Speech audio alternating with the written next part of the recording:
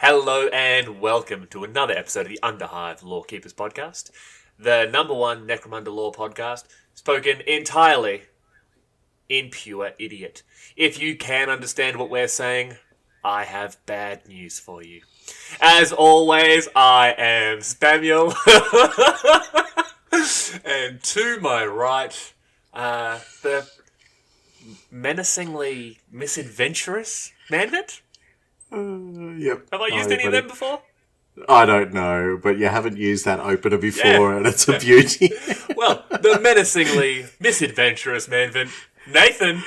How are you, buddy? Oh, that's good. I'm very good. He just so you know, folks, he doesn't tell me what that bit where he goes the number one whatever, and I haven't heard that or been privy to any of that information. That was actually genuinely funny. Well, we're getting to 12 months and you've done a genuine funny. Yeah, it took Congratulations. me this long. Actually, that's probably going to be a Nathan correction because it's probably not actually that funny. Oh, that was funny. It was funny. I'm sorry. I thought it was pretty funny. Yeah. Okay. I'm very well. Very well, thank you. I am off with the Leyland brothers for our Australian audience. Or you don't know them either, the Leyland brothers? No. The Leyland brothers, they're like a travelling duo that went all around Australia. And I'm trying to think of their songs, it was something like, we are the Leyland brothers. I just accidentally called our entire audience idiots, and you have lost more listeners than I did just then. So I'll translate that for any normal person listening.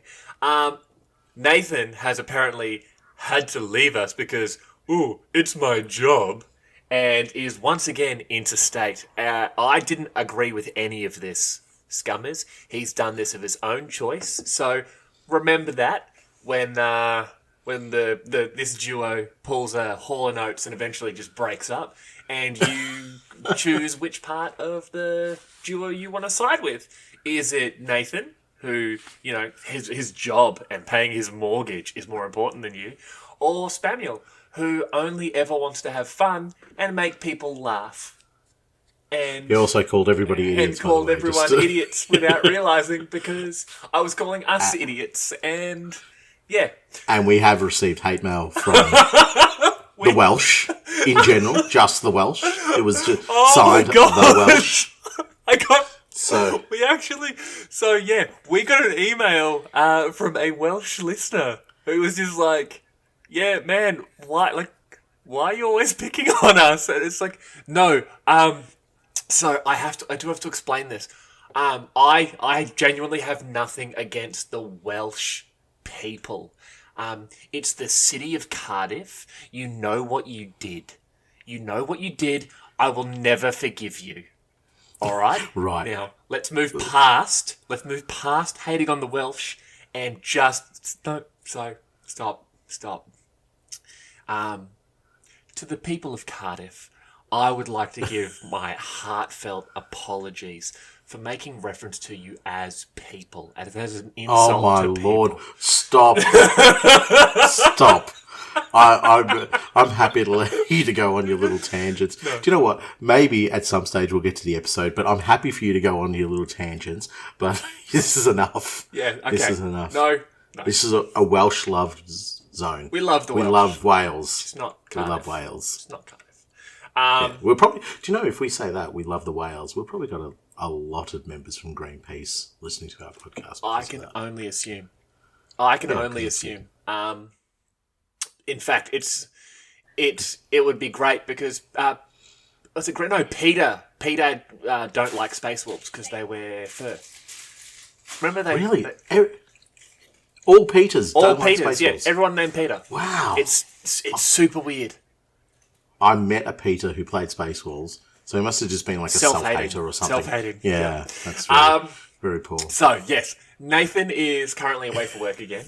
And so the episode we were expecting to do, which was the gang episode, listeners, we only have 2 gangs left. So it's 50-50 as to whether it's going to be Van Sar. It's not Van Sar. Oh, okay. I guess it's quarter. Yeah. Lame. So we're not doing a quarter episode right now. Yeah. Much like when we did High Life 3, Nathan has very limited time and we can't sit here for 6 to 8 hours talking about insane religious types. So we are doing a different type of episode. But before we go into that, some of our regular sort of segments there, unfortunately, once again, will be missed. The spamial corrections, and Nathan and I have been sent some doozies. Mostly about me. Mostly about me. Haven't received a great one about you yet. Right, you've hinted to me a few where I've just been like, right, it's cool. I don't know the full details yet. It's going to be a on-air surprise, like the day you resign. But the day the Welsh contingent of our fandom basically make an executive decision that I'm no longer to be listened to. Yeah, and just burst in and drag you away, beating you up with leaks. Anyway, so I've heard a few little snippets that you give me, and I'm looking forward to it. To be honest with you, I'm getting cocky. It's almost like it's going to need an intro of itself, but we'll see how we go. I need choir music, like hallelujah, and then just drop that Manford correction. Well, actually, Sorry. As a side note to that, do I have a chance to actually rebut some of these corrections, or are they just going to be stick that in your nose? A bunch of listeners have actually pointed out that you'll say something and then I'll actually correct you during the episode, but not realize I'm correcting you. Oh, so you ask me about the wrong thing. So basically, you're a master the master manipulating Manvid. Oh, that's a good one. You've been speaking to my wife. Okay, fair enough. Yeah, well. You master manipulate me because apparently I'm simple-minded and easily distracted. The simple-minded Samuel. Boom. It needs to be all 3 S words. Plus, we don't do S words. No, stop. You're distracting me again. Me and my simple mind.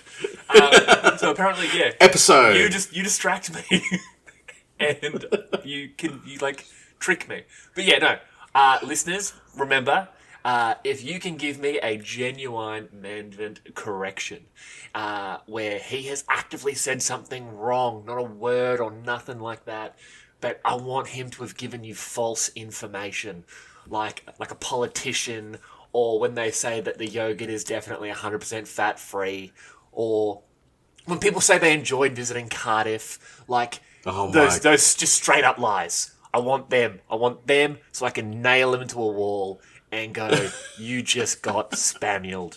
Oh, right, okay, cool.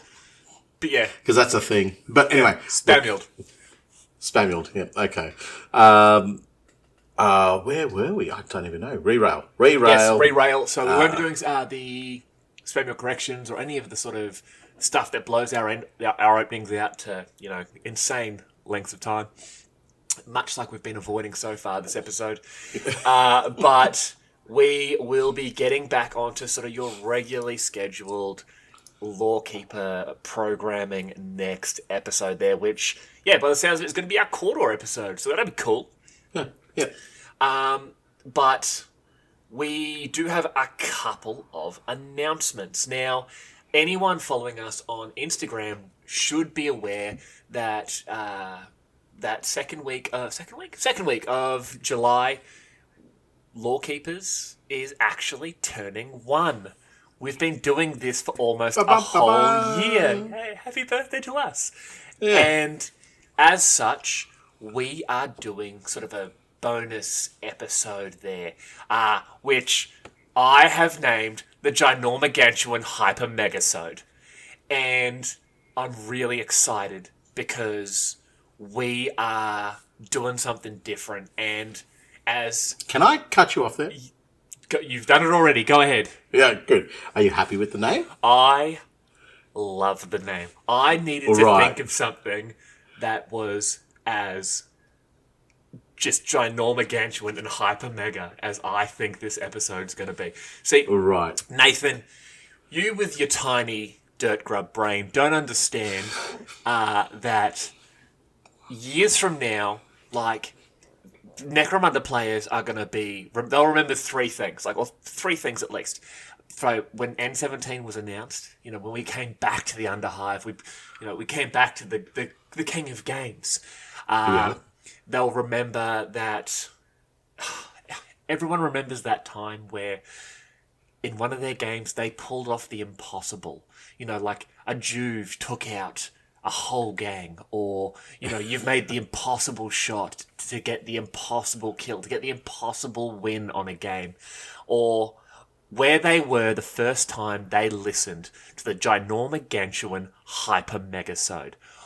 It may sound like I'm pumping this up. I genuinely believe hundreds of years from now, Dan Carlin, do you ever listen to Hardcore History with Dan Carlin? It's an amazing podcast.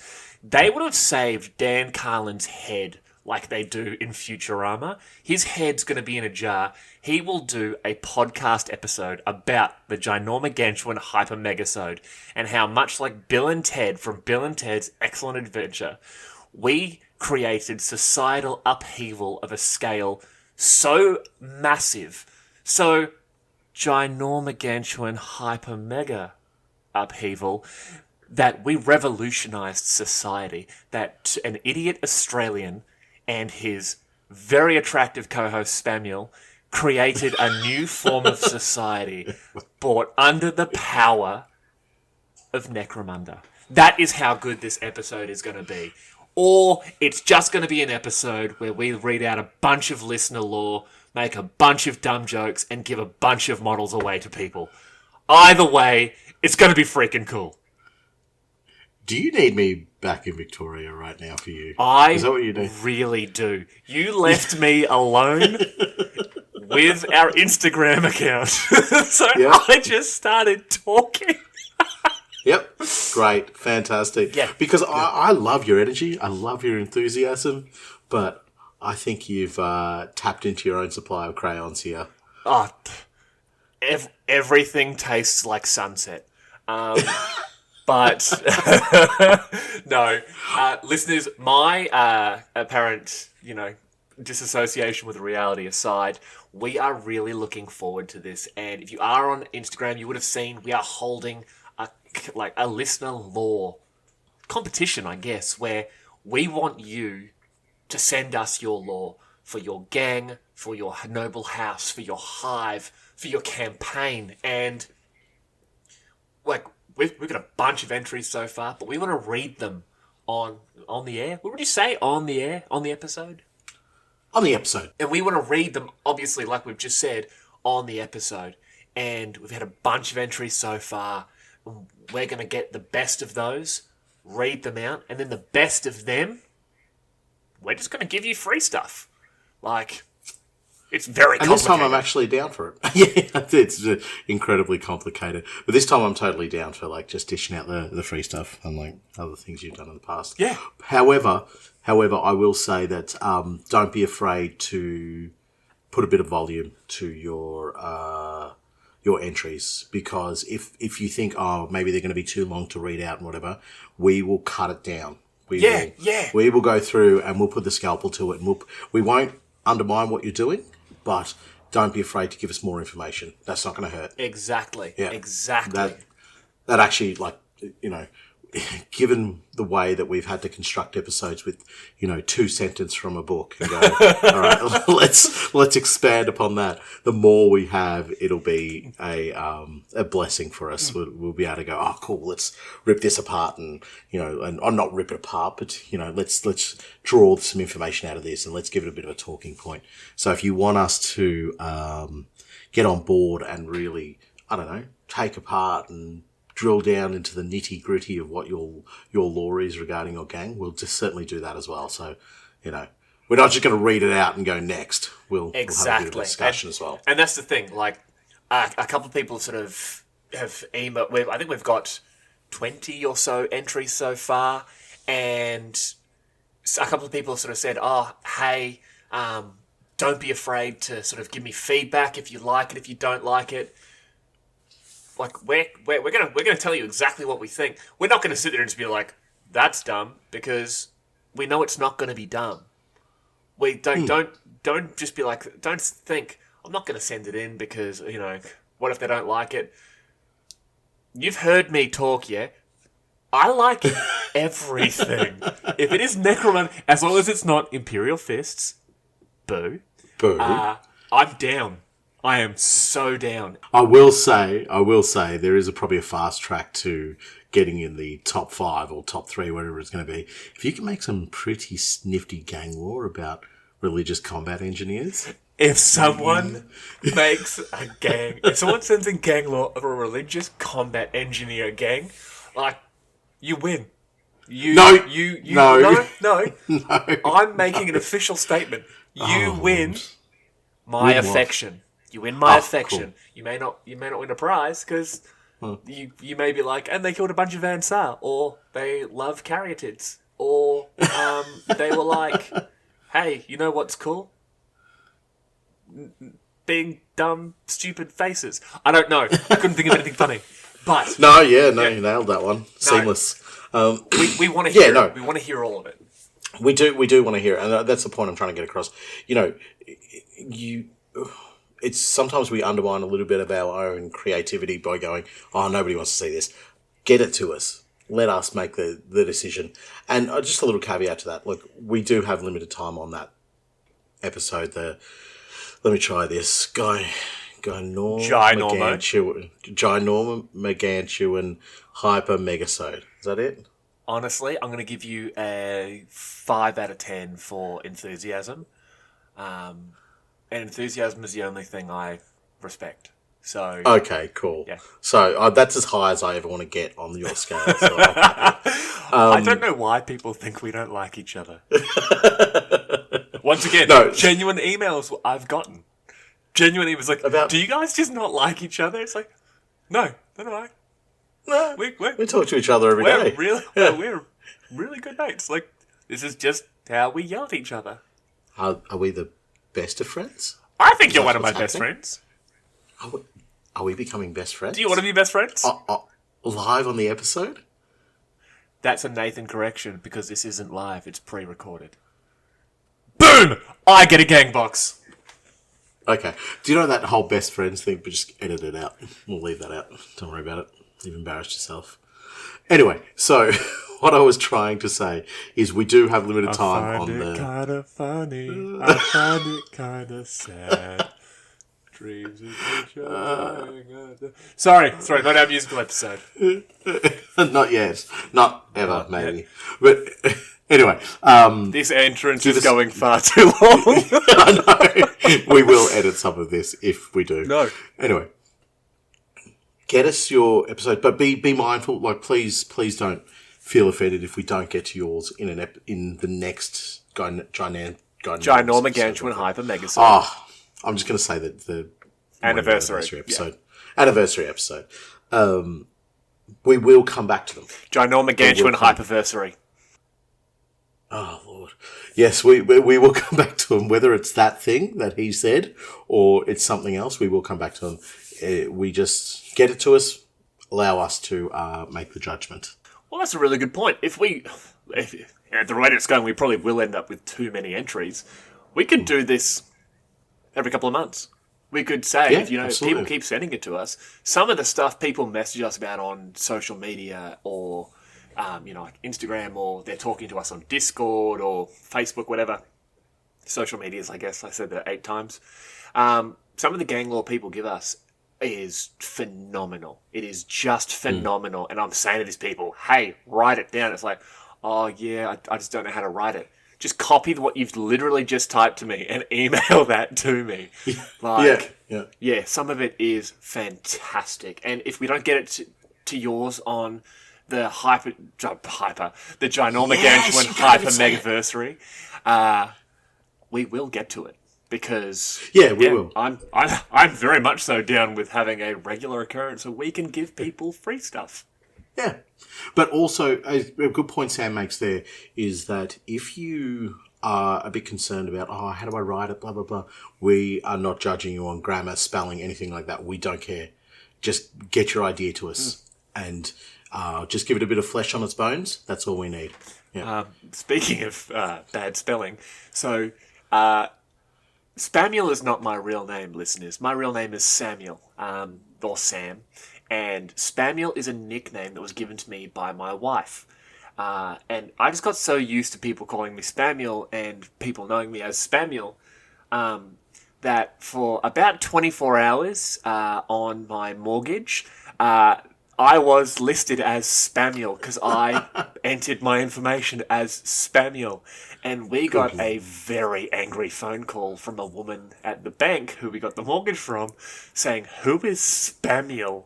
I'm like, "Do you know me?" She goes, No, you've written Spamiel on the mortgage paperwork. Your mortgage is invalid. And so we had to very quickly get back down to the bank and actually... So you had to physically go in there? I had to physically go in there because she's wow. like, you can't just digitally sign it. You have to be in there. So, and the mortgage broker, who was a family friend, came in, he's just like, "You're such a dickhead." Yes. They almost pulled the plug on the whole thing. I could not tell my wife that. So it was years ago now, so I'm probably safe. But yes, so I'll make sure she listens to this episode. She won't listen. I know. So yes, get us the lore. We want to read it. We want to give you free stuff. We don't know what the free stuff is going to be because we haven't read your lore yet. Make it cool, and we can send you cool stuff. And if you're on our Patreon, there is a second competition, exactly the same, but just for our Patreon members there as well. So if you want to get double the chances, jump on our Patreon, sign up there, and you too can enter the Patreon lore competition as well. Now, I guess we should probably go into the episode at some point, but before we do that, if you do enjoy the show and you are interested in supporting the podcast, please shoot over to patreon.com/the Underhive Lorekeepers podcast. We are 100% funded by the goodwill of our audience and Nathan's stupid job that we do this for the love of Necromunda. Each month we have Patreon exclusive episodes as well as competitions, polls on episodes and other bonus content. And if you are looking for another way to support us, please get onto our social media, Instagram, Facebook and YouTube. A like and subscribe helps us to grow and get our particular brand of Necromunda lore out into the world. All of our links will be in the show notes, and don't forget to give us a 5-star review on your preferred podcast platform. Speaking of which, we actually do have... You don't give me that look, you interstate trash. He's looking at me, people. He's looking at me. It's just, you know what, there's no need. There's just no need. There is a need. There is a need. I wanted to play Necromunda with you today, or not today, but yesterday, and you weren't here, so I couldn't play Necromunda. Had to spend time with my family. And he's, just to interrupt you again, he's a little bit salty, folks, because the other day, myself, one of our listeners, who's also a good friend of ours, we're playing some Necromunda, which, if you follow us on Instagram, you would have seen some photos of. And old Spamiel here had the day off, but I didn't think he had the day off, so I didn't bother inviting him. And he called midway through the game, only to tell us that he had the day off. So it was kind of funny, and he was kind of sad. Dreams in which I'm dying are the best I've ever had. And you're welcome. Yeah, that was great. Yeah, and side note, on our Patreon, we are about to go into a series of episodes on top of the monthly episodes we do on Patreon about our road to Necromunda, which is the event Nathan and I are actually building brand new gangs for this November. Now, that being said, Nathan, what are we talking about tonight? I think it's the man's... No, You're it's not. I hate you. we're definitely not best friends. No, we're actually talking about something that has derived from our Orlock episode. So we mentioned Slate Merdena in the I guess the character section of the episode, and it was something that we touched on, saying potentially we'll come back and chat about them. And we thought perhaps, this could be a great bit of content for our Patreon, as it's a little bit less formal, I guess, in terms of, where the information's coming from and, how much we can actually draw out of particular books and so forth. But the feedback has been people want to hear about Slate Merdena and his daughters. So, given the circumstance of me being interstate, we have decided to run this episode just to appease everybody who's asking us for this at the moment. And, it's about some particularly famous and particularly noteworthy Orlocks in the form of the Merdena family. Yeah, also, there's like that adage where, the children of great people are almost predestined to become great people themselves. Now, yeah. After everything we learned about the Orlocks in our last episode, especially their above-average treatment of their, clan drudges, I wouldn't necessarily call Slate Merdena a great person. I would call him Sir, because he is terrifying, but I wouldn't necessarily call him a great person. And from everything we understand, the 12 daughters of Slate Merdena are all great, powerful and influential women. So why don't you start us off with Slate Merdena, and after that we might talk about those girls. I will. I do just want to do one thing to get it out of my system. Funky Comedina. Funky Comedina. Funky Comedina. There.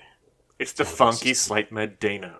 See, no, don't. I don't need that in my head. I just need to get it out of my system so that I'll try not to say it for the rest of the episode because it's an obvious grab. Right. Slate Merdena. It's also the funky robots. cold Merdena, not the Co-Merdena. Is it? Yeah, funky cold Merdena. Is it really? I'm in my 40s and I thought it was Co-Merdena. Wow. Damn it, that was a correction. You just got corrected. You got corrected. It's not Necromunda related. You're welcome. The Sump Dogs are one of the hardest gangs to ever ride in the ash roads of the Spider Points, and their success can be attributed to one man, Slate Merdena. As a Juve out of Sumptown, Slate built his first runner out of scrap and took down his first waster caravan before he could shave. It wasn't long before he had his own crew, and not long after that, a gang of riders he called the Sump Dogs, in memory of his hometown. Soon the Sump Dogs boasted gangs from one end of the Palatine cluster to the other, and Slate was infamous for giving beaten Orlock leaders a choice between donning his colours or taking a short ride on the end of a chain behind his war rig. Despite his successes, when the masters of House Orlock called Slate to court for his well-earned place amongst them, he refused, unwilling to give up the road. Not wanting to lose such a talented fighter, perhaps concerned what Slate might do if they trifled with him, they instead made him a road boss, a master of multiple gangs and an agent for the house masters themselves. Slate controls a dozen Hive Primus ash gates in the name of House Orlock, and a dozen more have made deals with his fighters for protection. Over the years, countless other gangs have tried to take him out, and Slate has earned a reputation for being nigh unkillable, having survived bullets to the chest, blades between his shoulders, and even being hurled under the wheels of his own rig. Though time has taken its toll on Slate, evidenced by the dust visor he wears to hide his ash-burned eyes, he still radiates power. Often the mere sight of Slate and his faithful cybermastiff, Macula, are enough to send his enemies running, lest they end their days as a mile marker on the Spider Points like so many before them. He is, and just the imagery of him, he's like the ultimate like, motorcycle gang boss. He is just a nasty piece of work who wants you to try and mess with him. And I think that the character they're trying to portray is almost like, and I might be misinterpreting it slightly, almost like the father figure, or like, you know, the protective uncle who's ready to like smack down anybody who talks rubbish about his own people, but is more than happy to deal out the beatings to his own people as well. Yep. If he thinks they're in the wrong. And the character, I do like his character. He sort of skirts the line between lawful and unlawful. I guess if you could D&D him, what would he be? He'd be like a murderer. If a murderer. No, do you know, like in D&D, they have lawful good, chaotic good, that sort of thing. I think he's almost like a chaotic good, but that's just my opinion. So he's more than happy for the world to be burning around him, provided that him and his people are well protected, well maintained, and still the ones taking the names. Hear me out. Yes. Slate Merdena is the Necromunda version of a home business that became so big it started to absorb other businesses around it. He's basically Amazon. So he goes around. This is another example. I'm pretty sure it might have been the Dog Soldiers when I said they were the first gang we heard of that had franchises. You know what I mean? They had multiple versions of the same gang. The Sump Dogs seem to be the second, where what Slate does is he was basically going around to other Orlock gangs being like, listen, you and me, we're going to throw down, and I'm going to basically beat you unconscious, wake you up. You can imagine the smelling salts. And then you're either going to wear my colours, or, you know, I'll drag you behind my war rig, and then I'll make the same offer to your champion. And then if they do it, to the next one. And he gets bigger and bigger and bigger. Not because his own gang is getting bigger, but he then has these subsidiary gangs. He's creating these little satellite realms for himself. And I love what you read there, where it's just like, oh yeah, and basically he gets so big that House Orlock themselves, you know, the high muckety mucks have turned around and said, hey, how about you take your place as one of the, you know, the council or the ruling nobles and that. And he's basically just like, well, no, he's the ultimate tradesman. He doesn't want to get off the tools and go into the office. Yep. He wants to stay out there. He wants to be fighting. He wants to be earning. And they've literally just made his position that he already has official. They've made him a road boss. He was a road boss already. He boasted gangs from one end of the Palatine cluster to the other. Like, he was already a road boss. He was creating his own house within House Merdena from these defeated gangs. Like, they're following House Orlock, but they're following Merdena. Correct. You know what I mean? So it's almost sort of, you know, it's a very loose connection, but I'm still going to use it. It's almost like what happens during the heresy. It's like, yes, we follow the Great Crusade and we follow the Emperor and blah, blah, blah. But it's when the Primarchs begin to turn, the loyalty is to the Primarch. Yes, you know what I mean? yes. So you get this cluster, you get these clusters of Orlocks who, it even states in there, and we know from the previous episode, Orlock will go toe-to-toe with Orlock without batting an eye. You know, my gang before my house before the rest. Yep. Exactly. So he gets these people together, these Orlocks together, and says, the first name on your lips is Merdena. Because, you know, you're part of the gang Merdena. You're not part of the House Merdena. You're part of gang Merdena. And you ain't a funky cold Merdena. Yes, exactly. Right. Well, it's pronounced, it's Co, but anyway. I am funny. Anyway, what happens is you can see that that's probably one of the reasons they call him in to go, hey, bro, here's your elevated position. But he would have seen and he would have known the history of what happened to House Orlock, where they, with the people who are fighting on the ground level, suddenly decide that they want to move further up the food chain. Yeah. And they lose touch and they lose base with their gangs and their, for use of a better term, their servants, their constituents. And so he doesn't want that. He, as you said, he wants to be on the tools. He wants to feel the slugger in his hand. He wants to, be punching faces left, right, and centre. So that, coupled with the fact that he'd be able to show his gang, which is, Gang Merdena, that he's still on the ground with them, it begins to draw a separation to that gang.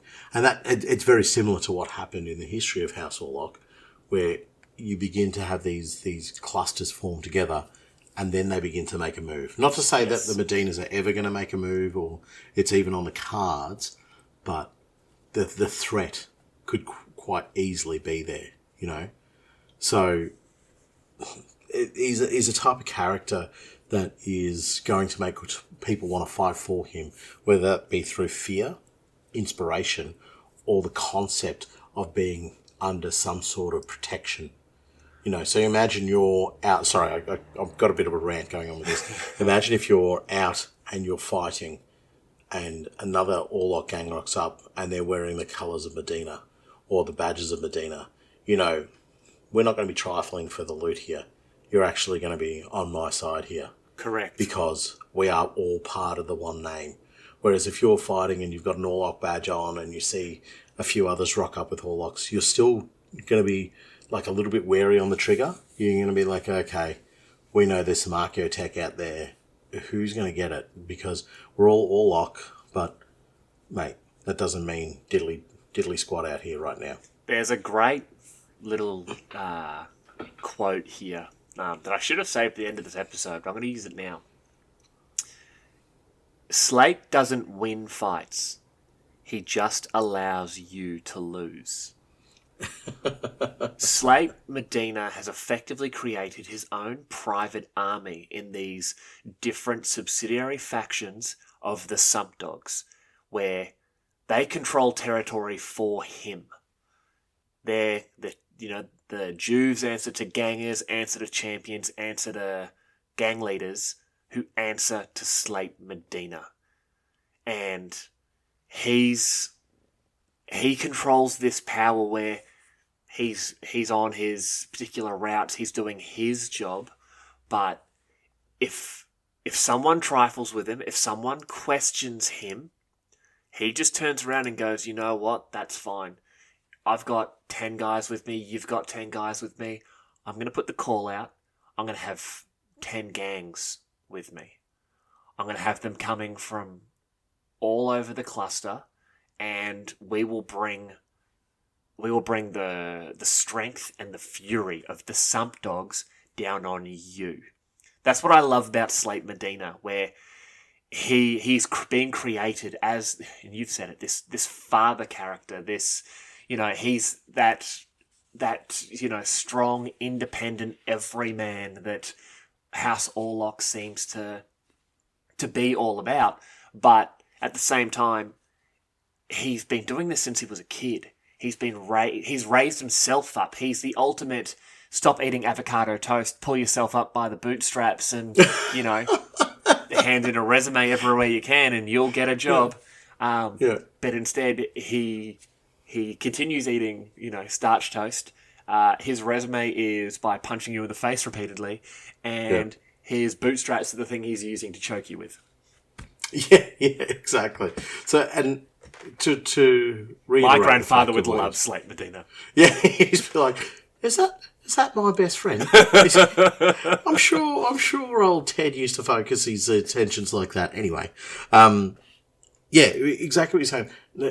The impression is of a fatherly figure, which is obviously important in this episode because we're going to go through the rest of the Merdena family and we're going to have a look at the daughters and see, Mr. Merdena, this is your life sort of thing. But there is one sort of member, I guess, of Slate Merdena's immediate faction that I think we should talk about. And that is his cybermastiff, Macula. If you have not seen this model, Macula is terrifying. Is all the worst part about a cybermastiff. Macula looks mean. Macula looks battered. And what was the name of that? Was it Groin Ripper? Yeah, Groin Ripper. Yeah. Yep. This is how I picture Groin Ripper if I'm not immediately picturing a Chihuahua. Macula is just this horrific cybernetic mix. It's got the cyber eye, a full robot leg covered in scars, sections of flesh ripped out. This is the goodest of boys. Listen, the goodest of boys. The model isn't that anatomically situated, so I don't know if Macula is a boy. I think Macula might be a girl. She is the goodest of girls. Macula is the goodest of girls. And if Macula... why are you calling her a girl? You just made that choice? I'm making that choice. Slate Merdena, 12 daughters. I'm going to say Slate Merdena has a female dog as well. Oh, and that's why he counts as one of his other daughters. Yep. Oh, that's actually the 13th daughter of Slate Merdena. Boom. Canon. Well, actually, do you know the original canon for Macula, right? It was actually the dog's name. Do you know how they usually have a number code to them? It was 3722 ACULA. That was the original name for it. What? Yeah. 3722 ACULA. Wait, why? 3722. I don't get it. Oh, okay. Oh, well, just, it's something for you to work out. You might get it by the end of the episode. Is it a Dracula joke? Yeah, it is. How is 3722? Get your phone and put in 3722. Or you touch your phone about 16,000 times an episode, so it would 3722. Do you think I have a phone that still has the texting letters on it? Everybody does. What? Of course you have a phone that does that.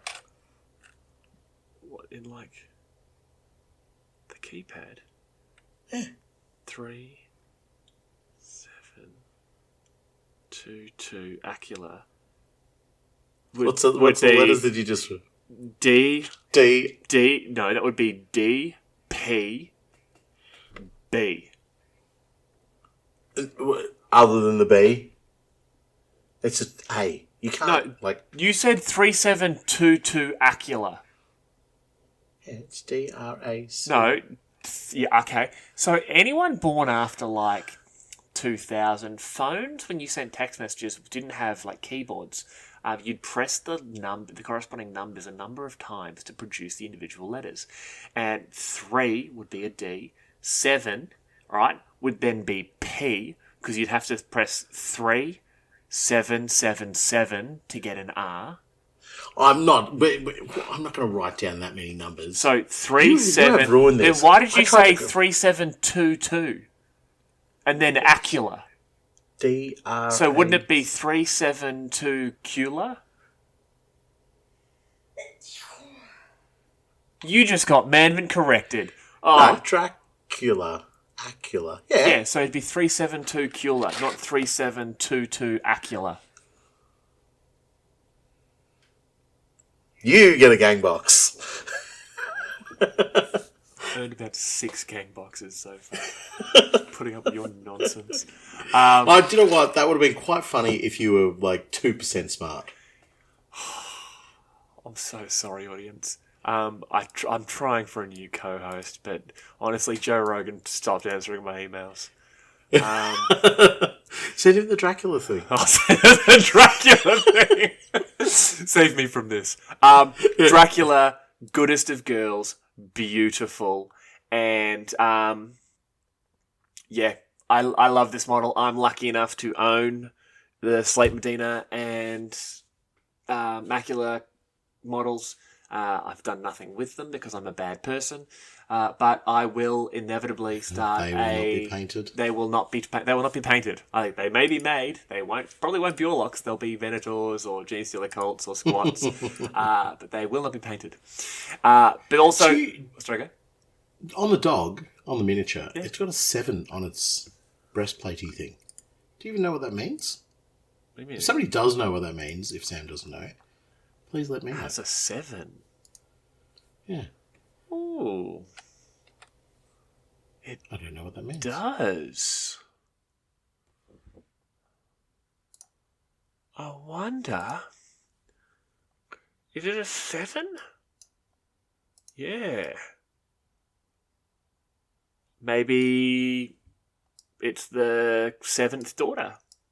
I don't know. I don't know. Depends how old Macula is. Dracula. Sorry, 3722. Oh no, Macula is a boy. Anyway. Macula is a boy. It says here in the description. Macula is a different proposition entirely. Though recognisable as a dog, he has undergone countless augmentations. Righto. Alright, so Macula, a boy. With the number 7? With the number 7. Okay, I don't know. Okay. If anybody does know what that number 7 is, because we've had a little bit of a look-see, and unfortunately we haven't found anything. Yeah. So please let us know. I would love to know. I haven't been able to find anything on it. So, yeah. But anyway, we've managed to derail quite a fair bit because my Dracula was not. Let's just. Do you know what? Let's just not bring. Do you know what? I'm happy to say it. It sucked. That was awesome. That was good, really wasn't it? He's back, folks. He's back. From there, we are going to talk about the Road Fist. Now, Slate Merdena's own rig, the Road Fist, earned an especially grim reputation for being practically unkillable. Covered in armour plates that rumour had it Slate had liberated from a shipment of tank parts wrongly sent to Necromunda, the Road Fist could take las cannon blasts, missile hits and landmines and keep on going. More than one enemy of the Sump Dogs ended their days under its wheels after emptying their magazine into its armoured cab, all the while cursing the name Merdena. So I'm picturing one of those ridge haulers, basically with like Layman Rust plating up and down the sides of it and just covered in guns. Like the sort of thing an orc mech would just have an absolute birthday wish for. It does say, though, tank parts. Yeah. So I want to say that it's stolen Predator components. Ooh, not just the Russ. Oh, well, that's the thing. They're not. These haven't been manufactured on Necromunda. Yeah, they've been incorrectly sent. Ooh, so these nice yellow paints that they've dirtied up, and they just keep on the sides of their vehicle, or even Land Raider plates. Yes, stick that up your nose, you Imperial Fists. With some Orlock gang bosses who wouldn't change their t-shirts over being dragged from behind. Exactly. So now we've talked about Slate. He's insane. Let's get to the meat and potatoes of this episode now. Just so we're clear, that the rig is not one of his daughters. The rig, we don't know. We don't know. He may have adopted the rig. We can't judge. Now, Slate Merdena has 12 daughters. Of those 12, I believe 1, 2, 3, 4, 5, 6, 7 have been named. We know information about 2 more of them. That's 9. And that leaves 3 unknown for. So we are going to go over the 7 we know and then give a little bit of theory on sort of what we think might be about the other 3 there. But it actually said, and this was really interesting, in the Aranthian Succession, Book 2, The Vaults of Temenos. Slate Merdena holds a family reunion in the ruins of the Lucky Six.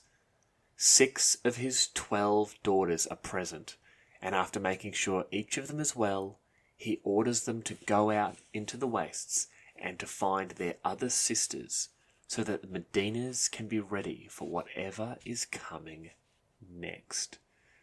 He may be a murderous sort of road boss gang lord, but he's a family man. Oh, I think he's circling the wagons, to be honest. Yeah, he's definitely circling the wagons, and I'm calling it now. We're going to see one of these new Merdena daughters show up in Hive Secundus. I'm just reaching into the future.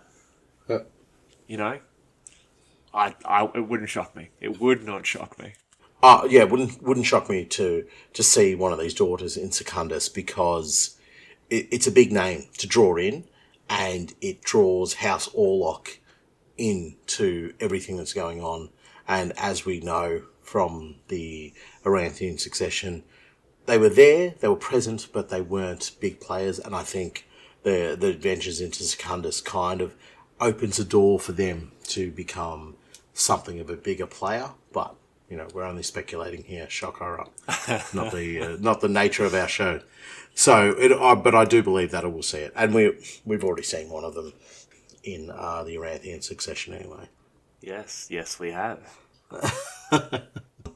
So we might as well jump into these alphabetically, I reckon. And first off the ranks there is Alyce Shivver. Yeah, she's from the Northern Hives, I believe. There are no Northern Hives. You know that. They're from the Cold Hives. Alyce Shivver. No, we got it. Oh. Mate, that is... You say we like it's you and the collective audience. You have angered so many people in the intro. Yeah, okay, listen, I probably shouldn't have said any of the things I said. But if I didn't offend people, I wouldn't have things to apologise for. And I would literally just never talk. Yeah, you know what? That's true. I stand by that. All right. Alyce Shivver.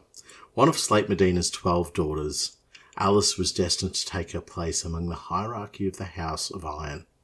Her gang, the Wasteland Wolves, ranged further from the spider points than any of her peers, raiding ash waste nomad settlements and bringing in ore trains from as far afield as Guntown and Big Hole.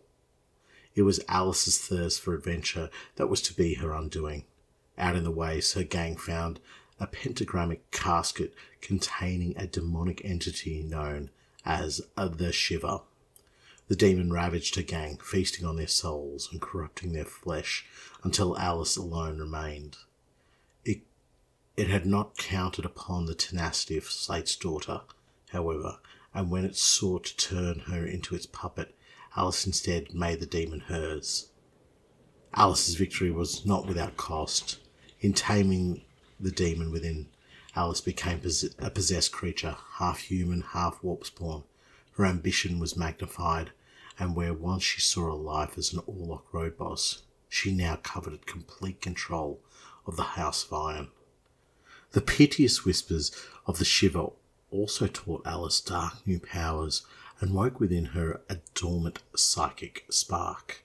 By the time Alyce returned to High Primus, it was as the master of an outlaw gang of deviants and malcontents, bound together by the Shiver's potent telepathic chains.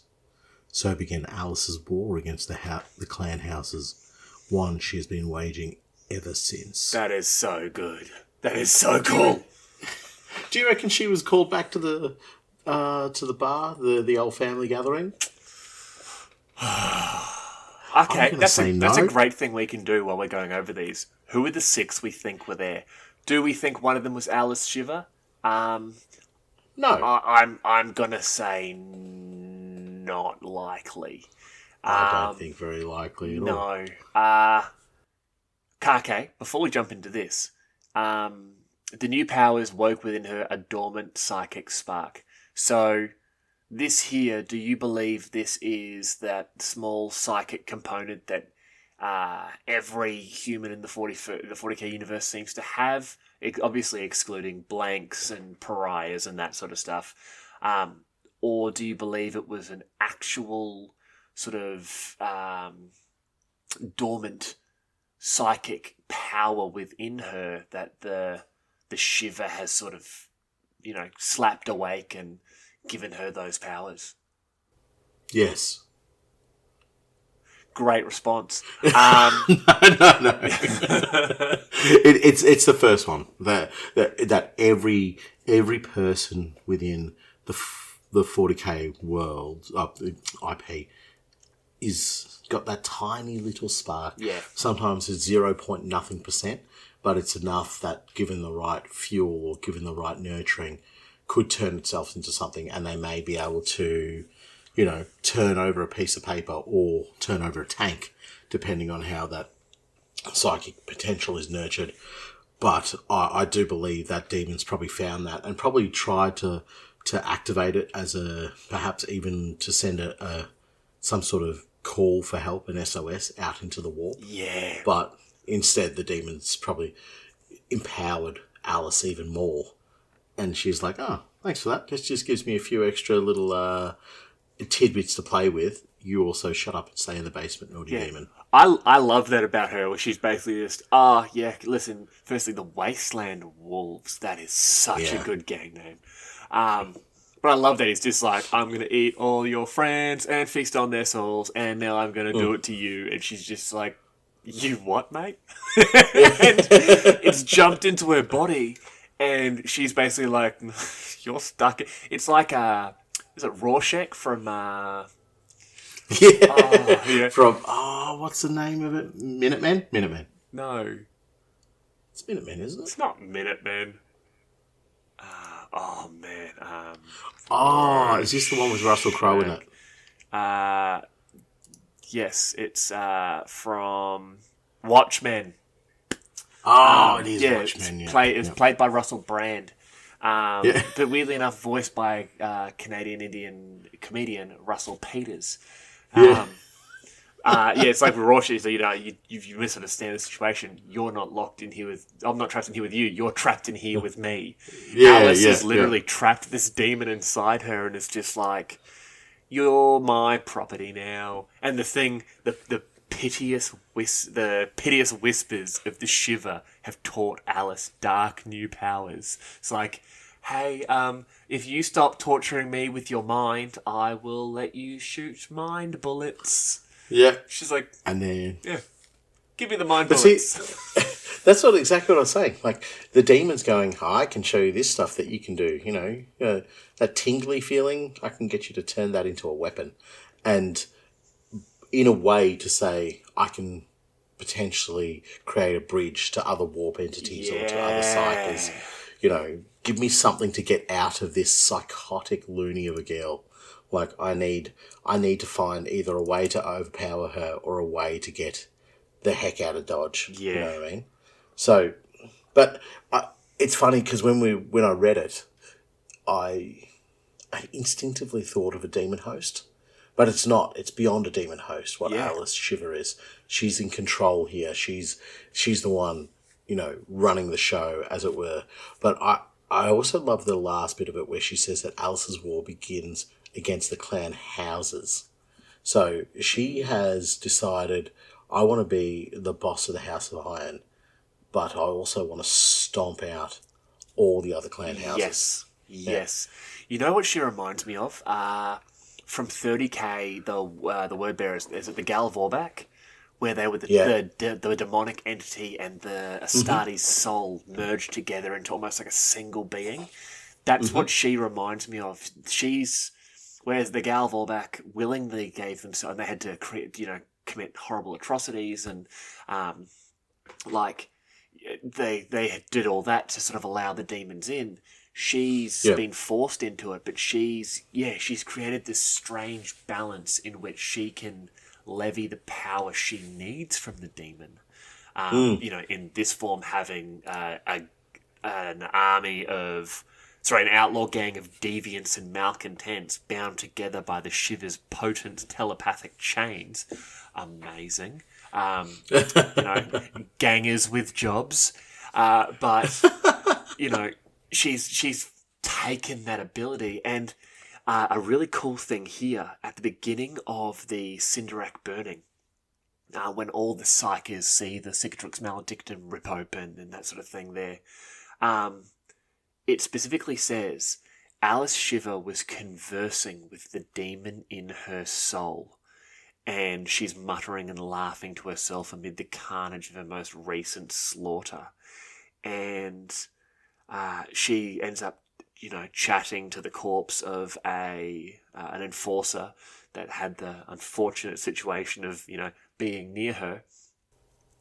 And she says, I must admit, I thought I'd never get my vengeance. Not in this life, not in this mortal form. But our time has come at last. And by the way, she was literally, at that time, healing her own body, torn and damaged from the battle. She was healing it with her own psychic energy while this is occurring. That is so awesome.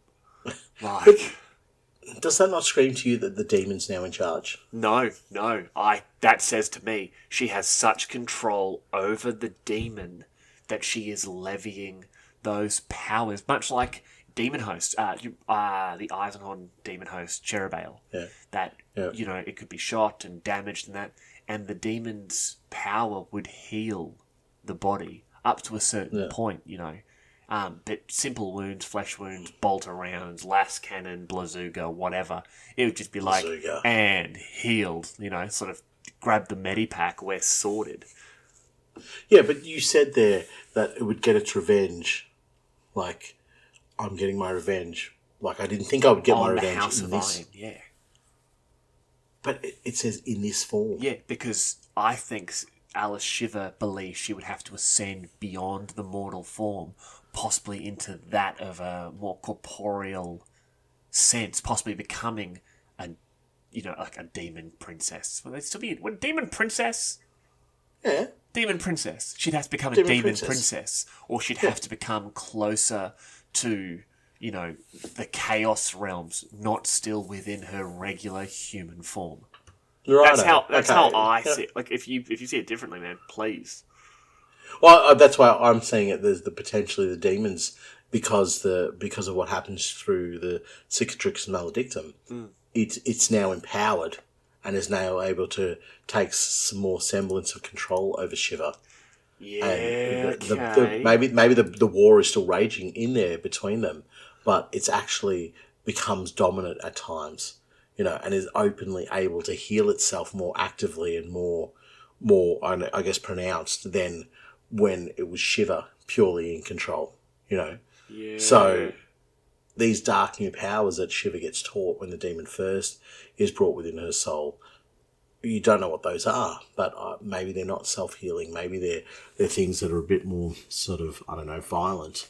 And so now that the demon is taking control, now it's able to do more, and now it's able to find its revenge. This is what I talk about, folks. Give us your information, because they put the word in there, revenge, and then they just leave us. Yeah.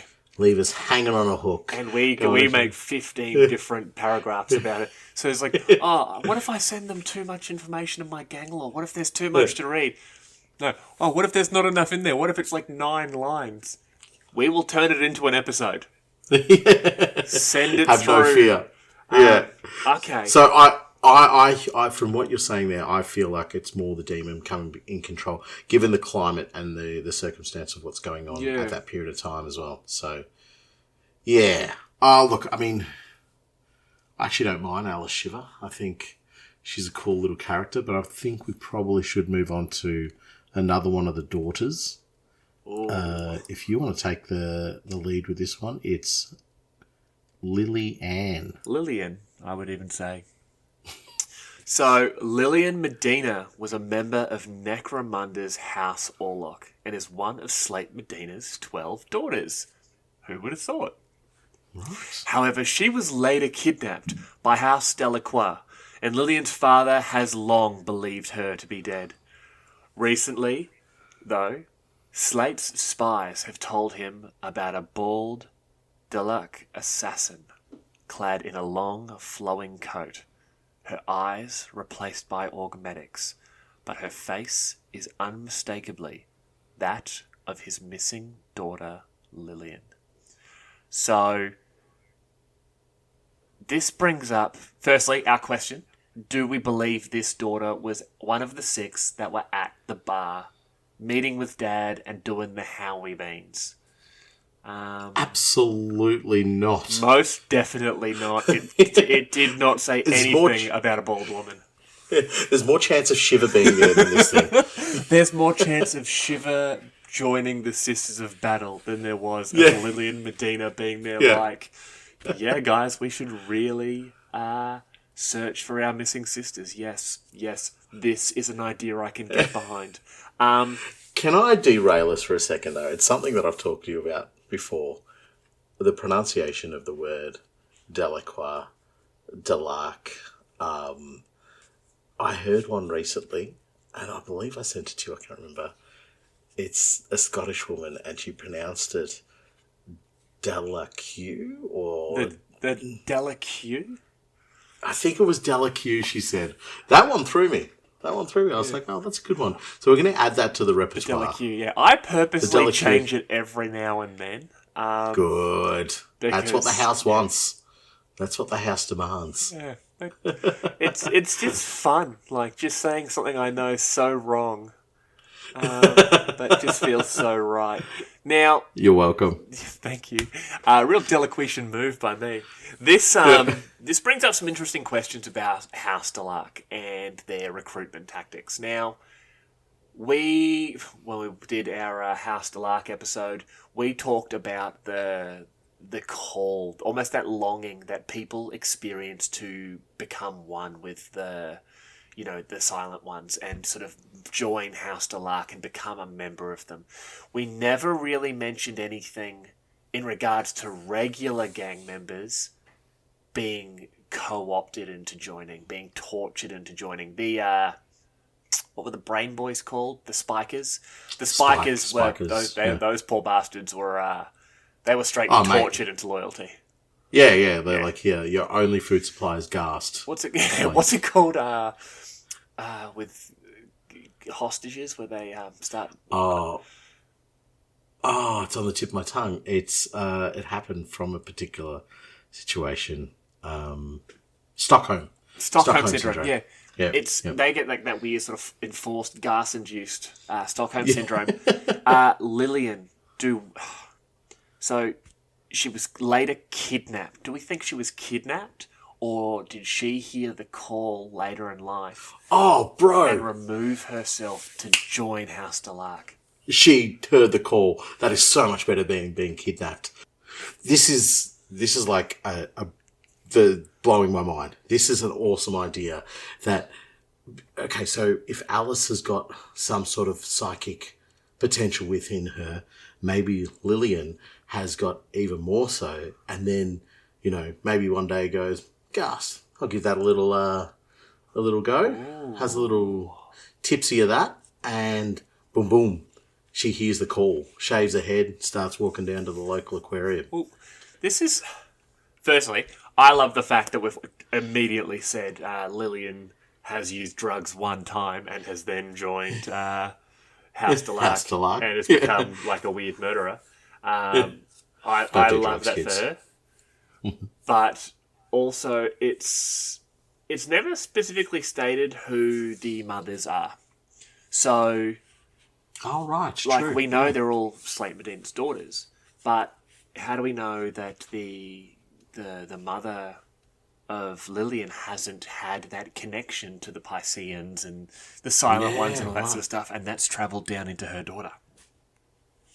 Right, or maybe it was a Delac plan to have a woman have a child with Slate Merdena. And bring one of the Medina family across to House Delac. Yeah. And maybe it was an investment in power, but instead what's happened is they've got themselves an assassin. And they're like, well, you know what?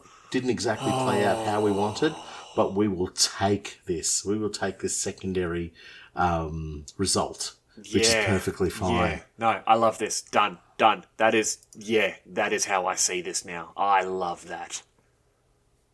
It's just crazy because I'm just rereading that little bit about Lillian there.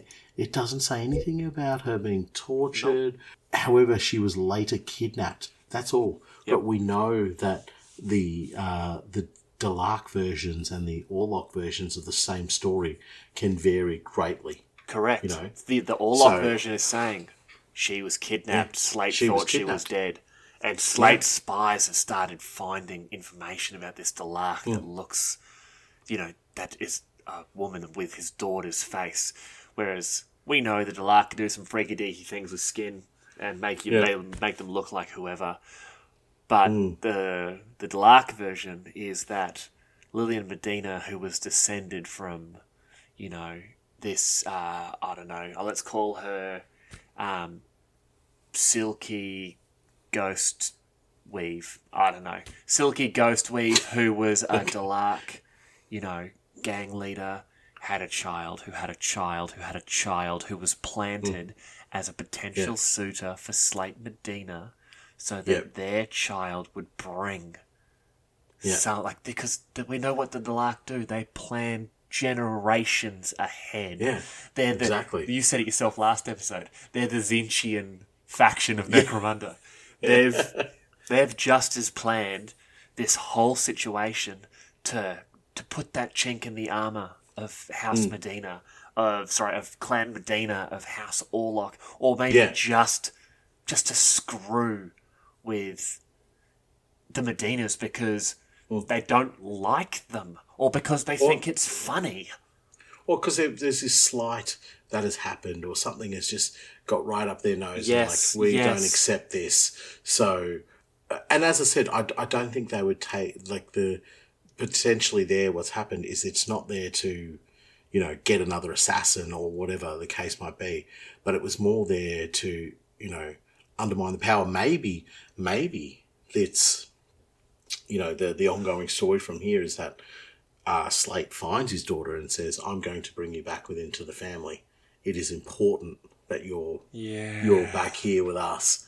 And I remember watching this episode of some sci-fi show years and years, when I was a teenager, and they've got this prisoner who's talking to this other prisoner, and they're converting this other prisoner into some alien species, and at the end of it, she's like, "Oh no, they're not turning me from human into this; they're turning me back." And so he's given her all this information, like the Twilight Zone. Yeah, Twilight Zone. I think so. Yeah, it was really cool. And that's what I can see almost happening here. Like, Slate starts turning her back to House Orlock, and she's like, cool. Yeah, that's... and House Delacroix are like, exactly where we want you to be. Just what we wanted to happen. Oh, yeah. That's sick. But, we could go on speculating for quite a while with that one. All the plans that we have just quickly. No concept. No. 1, 2, 3, 4, 5, 6, 7, 8, 9, 10, 11, 12, 13, 14. Okay, that whole thing there was about 50 words. I'm not going to actively count all those words. That was about 50 words, and we just talked about that for about 9 hours. So, listeners, this is what we're saying. You can really be as broad or as brief with your own personal lore for our competition as you want. We will turn it into a conversation. But going back to the episode, why don't you jump on the next one there, Margot Merdena? I'll have a go at this one. A Margot at it. The seventh daughter of Slate Merdena, Margot runs the Dust Sea Road cruise for Clan Orlock. Young for a road boss, still shy of her 30th grand cycle, she has nonetheless garnered a lot of respect from her peers for opening up the Dust Sea Road to Hive Rothgul. For years, the Dust Sea, Dead Sea and Dry Sea crews were at odds, their factitious gangs fighting for control of the vast wasteland of the western region of the Palatine Plateau. While they struggled, Ashwaste nomad tribes, muti packs, wasteland critters, and other clan gangs raided the roads between Hive Primus and the western Hive clusters. Margot changed all that. In brutal succession, she bested a dozen Orlock gang bosses, uniting their riders under her control and launching a raid against the largest ash waste nomad settlement in the Dead Sea. During the savage battle, a Duststalker tore off her legs, Margot killing the beast with her harpoon gun and using its coils to staunch the bleeding. For an hour she lay in a pool of her own blood, killing anything that was foolish enough to try and finish her off. And afterwards she fashioned new legs from the wheel blades and axle springs of her wrecked Ash Runner. After that, the rest of the gangs fell in line and her influence continued to spread. Margot moves terrifyingly fast for a woman with cyber-augmented legs, often dashing across the ash in a blur of movement to hack someone apart with an axe kick. To help her get around on her rig, she has created gauntlet-mounted harpoon guns, firing a spear into her intended target and then dragging it or herself to where she needs to be. This comes in especially handy when boarding enemy vehicles, but no less so when it comes to climbing through tangled ruins of the Underhive. This is a Mad Doc creation. Yeah, this is right up there with was it Johnny Razor and Fabius Bile. Fabius Bile put this woman together. He's gone down to take notes, or sent one of his on Arachnos acolytes, Arachnos. Yeah. So was she at the bar? 100%. 100%, yes. 100%. She is following in her father's footsteps to the letter. Yeah. So she is absolutely going to be at the bar. Most importantly, though, amazingly at rolling that recovery dice to just be a flesh wound. Oh. Just constantly just like, flesh wound until I can make my own legs. I've flesh wounded off my own legs, but that's okay because I found 3 paper clips, some duct tape, and this one link of chain, and I now have a Blazooga eye. You're just like, yes, you are terrifying, woman. That's twice. You know what I'm talking about. I do know what you're talking about. Question, would the harpoon arm become an awesome back scratcher? Yes. Yes, it would. Yes. But she would scratch it through your chest. Yeah. No, the thing is, I was thinking about scratching my own back. Right. So I would scratch my own back with it, but it's always that sense of danger. So it means that, always be switched on. It's just maybe you scratch your back before a battle just to get you pumped up, ready to go. Like, I don't want to harpoon myself in the back here. But to everybody else, absolutely. She'll scratch your back and the back of your head, the back of your legs. She'll scratch the whole lot of you with just one giant shot from groin to top of the head. Yeah, but that's actually quite disgusting. That is. The artwork of her in the House of Ironbook, she just looks so freaking tough. Like, she's literally, her entire left arm is that harpoon gun. And then she's lost both legs from, I'm looking at this from like below the knee. And her legs remind me of Belladonna. Yeah, like she's got that almost that stiletto look. It's a mixture of Belladonna and the what are they, the Dune runners from the Adeptus Mechanicus. Oh yeah. The Dune Stalkers. No, yeah, Dune Stalkers. Yeah, that's floating into my brain. Are you thinking of the ones that their legs bend backward a little bit? Yeah, is that the ones? Yeah. Don't quote me on Dune Stalker. It's probably you'll find it and you can correct me. I'll get you another game box. I don't think it counts if I do it because it should. Do you know what I love about this character as well? She looks like classic 1980s hard nut bandit type character. Yes. But oh man, we were way off. They're the Sicarian infiltrators or the Sicarian rust stalkers. we said Stalker. So yeah, where did we get Dune from? I think I was thinking... There are Dune Stalkers. Wait, no, it's the Dune Crawler. The Onaga Dune Crawler. Isn't there Dune Stalkers? Dune Stalkers. No? Are we thinking of the no. Nomad Bug? No. They're July Stalkers. That's another one for you. Anyway, getting back to this character. She looks like classic 1980s style, like, either the hard nut heroic woman or the villain, But she exudes House Orlock, if you know what I mean. Yeah. In the way that exudes House Orlock, but also very much Sump Dogs, very much Medina, in the way that she has allied people together, continues on even after like horrendous career-changing injuries, and decides, no, I know my place, I know where I want to be, and I'm going to continue being in charge of the Dust Sea, the Dry Sea, the Dead Sea as well. So her look is a mixture of remember Vasquez from Alien? Yeah. A mixture of Vasquez and I think your typical Orlock, that mix, yeah. And the Dune Scuttler is from the Ashwaste Nomads, the Arthramite Dune Scuttler, the big bug with like the Beastmaster type character. Oh yeah. So we've mixed together a bunch of wait. I said the wrong thing, and you mind tricked me again. That's why we work together. What if I've been really smart this whole time and you've just been turning me into a dummy? Oh, no. Okay. No. That's too much of a stretch. Anyway, back to Margot. Margot's awesome. I agree with you, man. She is like classic 80s action movie hard nut. She would surely have to be one of Slate's like favourite daughters, in the sense that she's almost emulating what he does. Oh, I think she's definitely helping form House Medina, as we keep describing it.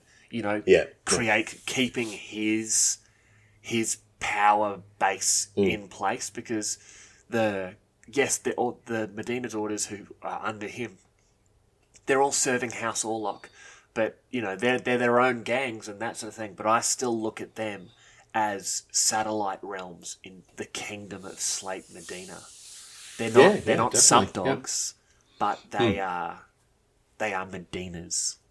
Yeah, exactly. Yeah. So the Sump Dogs would take pride of place, and I could see her, what she's saying, the Dust Sea road boss. So I could see Margot like almost being classified as a Sump Dog.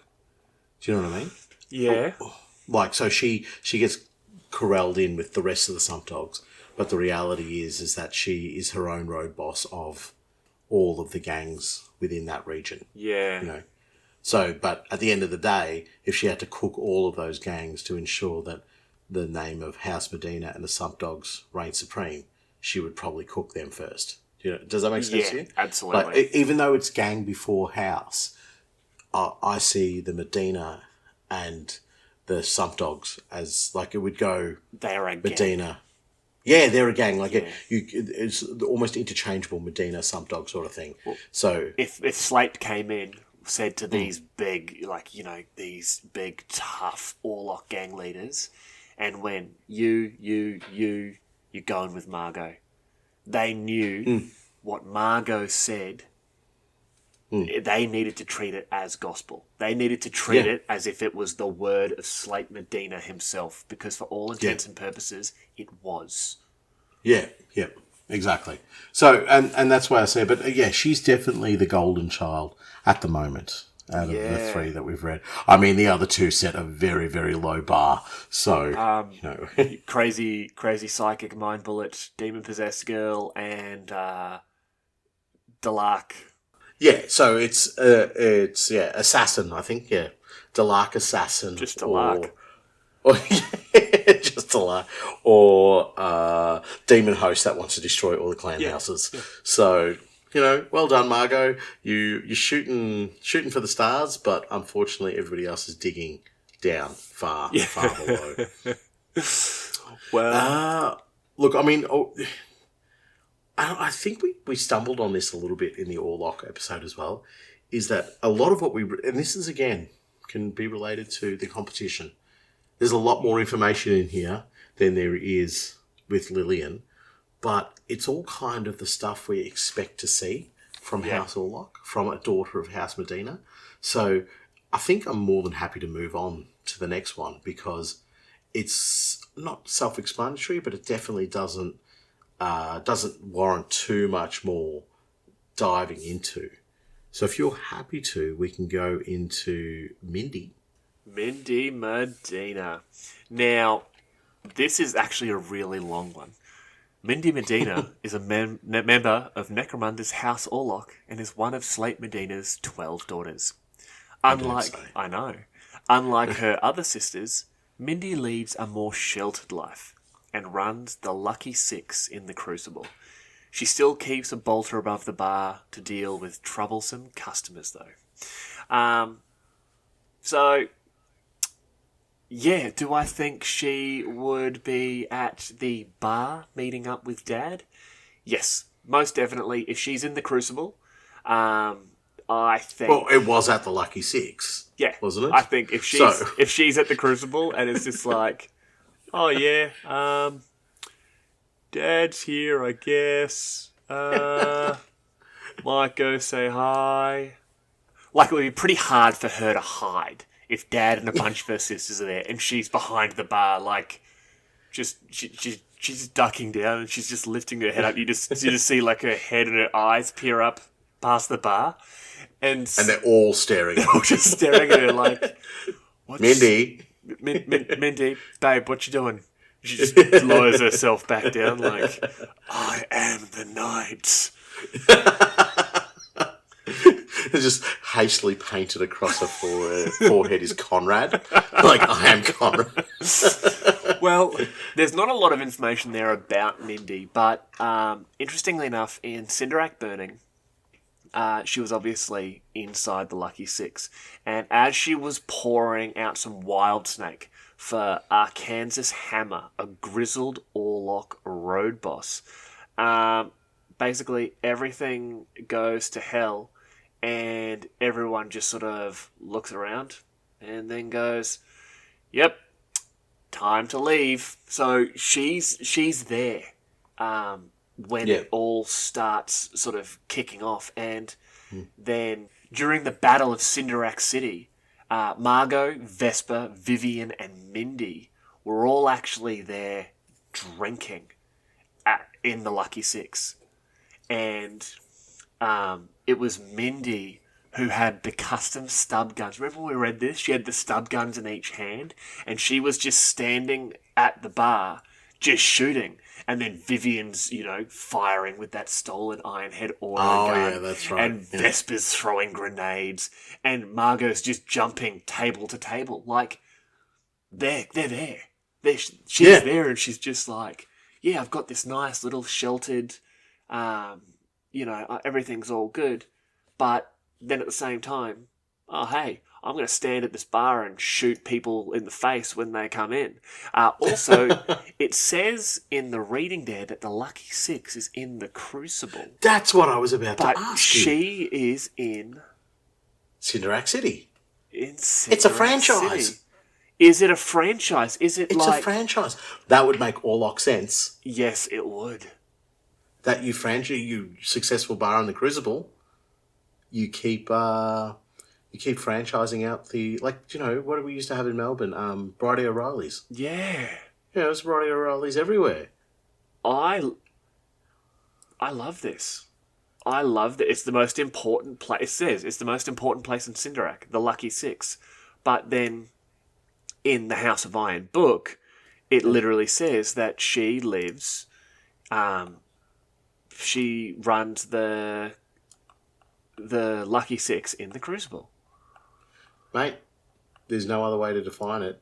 There is a franchise on them. I did think that when you were reading it, because you were saying it's from Cinderac City. I'm like, hang on a second. Yeah, and it says the Lucky Six is the Crucible's principal drinking hole. It must be. And Mindi Medina is the proprietor of the Lucky Six. Mate, I'm telling you now, we have found one of the rare few franchise opportunities on Necromunda. Interestingly enough, here's a quote by Mindi Medina. Oh, hello, Mindi. Don't you gotta be dead to be a legend? I guess no one told Apollos Cage.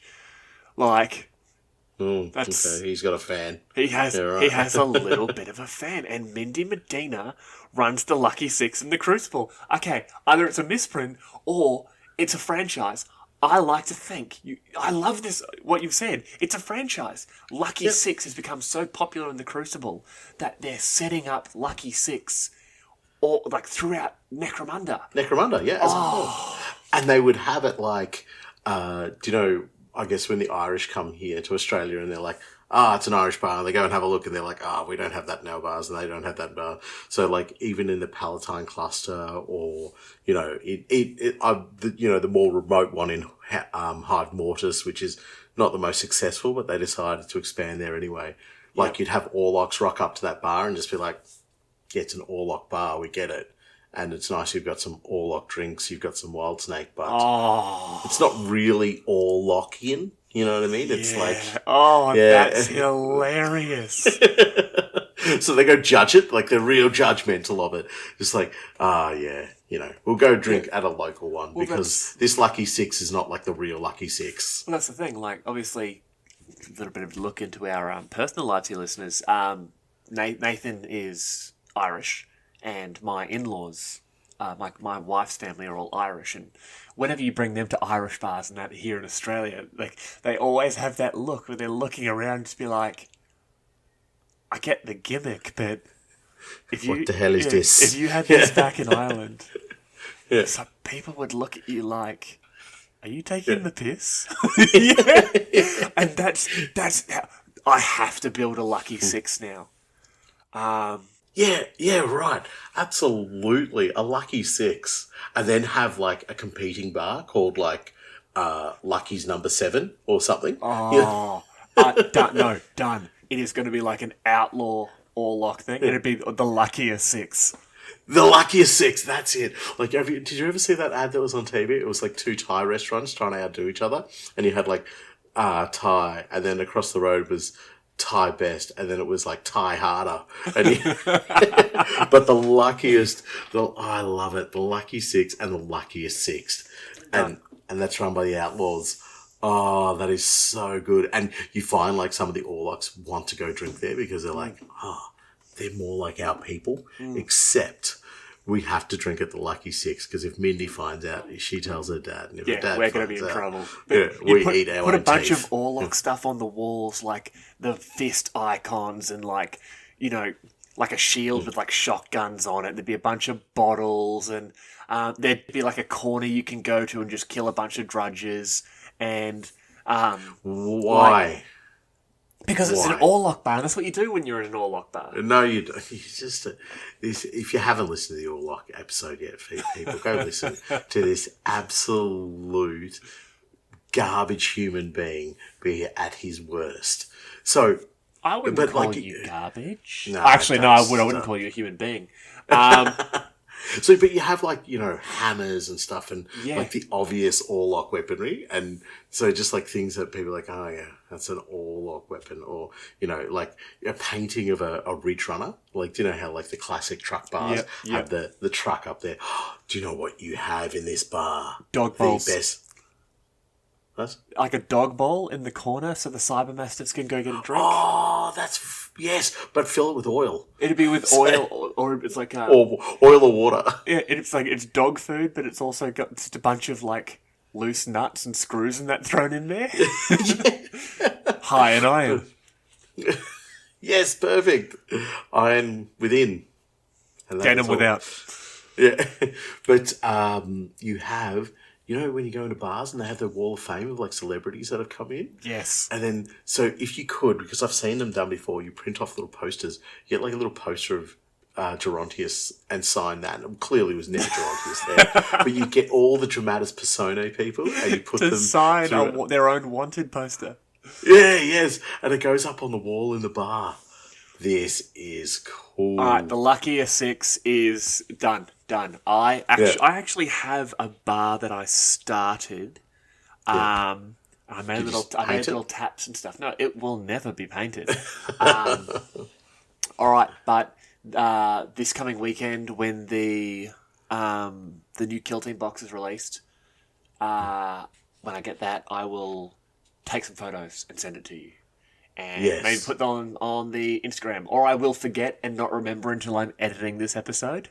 And That's a good idea. Then I'll release them with the episode. Let's do that because I'm definitely going to forget this weekend. Yeah. I'll tell you now, though. We probably should mention something about Mindi. Okay. What are we mentioning about Mindi? Just anything about Mindi because we've talked about the bar. Yes, we've talked about her bar.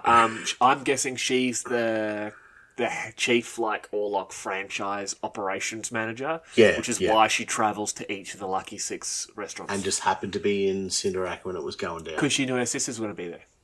Oh, true. Yeah, a little family gathering. Yeah. But do you think, my question to you about Mindi is do you think she has been sent out into Necromunda, the Waste, wherever you want to call it, by a Slate to go find one of her sisters? No. I think because it specifically says she's led a very sheltered life, I think maybe... I wouldn't say she's gentle, but I think she's maybe a little gentler than her daughters, her sisters. So maybe.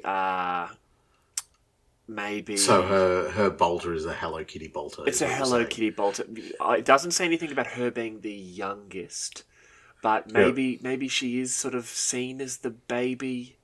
Of the family, but maybe she's like the accountant. Have you ever seen the movie The Accountant? Yes. Just works with the numbers, runs the bars, but is a straight up killer. Yeah, absolutely. Well, she's a Merdena daughter, of course she is. Of course, But I think she would still be he says he orders them to go out into the wastes. If she is out there, she's travelling with Margot, or she's travelling with another one of the sisters, or maybe Slate himself. Yeah, okay. Yeah, actually, accompanied with, for use of a better term, serious fighters. Yes. Yeah, and right. I think if it's not with Slate, and it's with one of her sisters, Slate is sending some of his toughest with her. Basically his saying, best one. This is, of all my daughters, this is the one that needs protection. And if it comes down to her coming back, or one of you coming back, I don't want to see you. Yeah, exactly. Yeah, right. I get you. Yeah, cool. Yeah. Okay. All right. Yeah, I think thank you very much, Mindi, for the bar idea. And you yourself, we love you, Mindi. Enjoy your Hello. Yeah, we love you. Thank you for the Hello Kitty bolter idea. Yep. Yeah. Every time you reload, it goes. God, I hope it doesn't. Jump into the next one there. Sabrina Doon. So I'm going to read this exactly as it's written.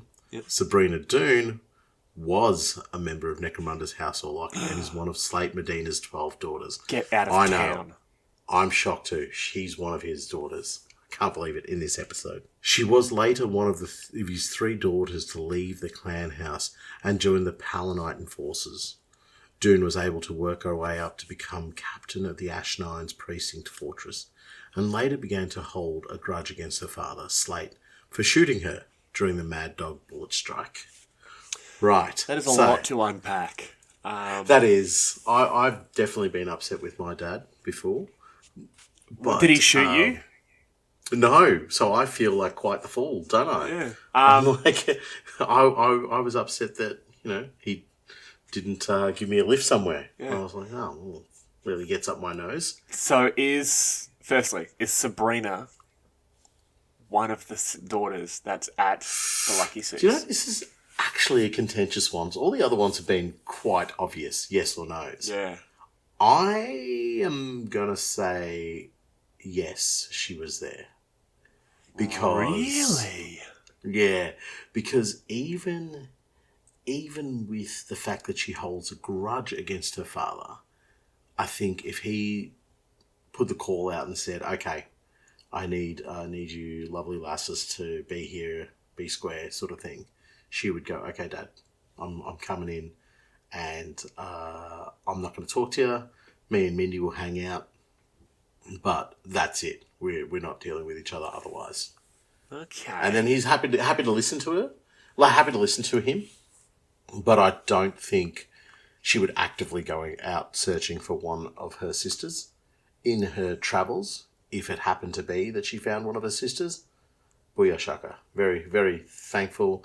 Report it to House Orlock, provided she doesn't need to arrest her sister, and then move on from there. Okay. Not where I saw you going with that. Okay. That being said, it says that Sabrina is one of 3 daughters to leave the house and join the Enforcers. So... Surely Lillian is counted in that. Oh, and join the Enforcers. And join the Enforcers. That's what it says. Oh. However, she was later one of his 3 daughters to leave the clan house and join the Palanite Enforcers. Right. So, do we think that there are 3 Merdena daughters who have become Enforcers?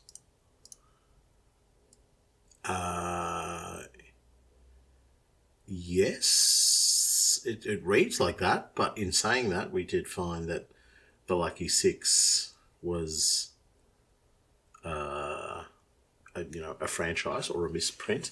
So who knows? But it says here, Sabrina Dern was one of Slate's 3 daughters to join the Palanite Enforcers. So, do we think there are 2 of these unnamed daughters who were all 3 of them there? Did they say, "Listen, Sabrina, you go and you fill us in"? Did they even know that Dad put the call out? Right, yeah. I see what you're saying. Because from what I remember in our little episode construction, I don't think we mentioned the Palanite Enforcers again, do we? No, we don't. We don't. Yeah. So of those 3 daughters we don't know of, well, 2 of them.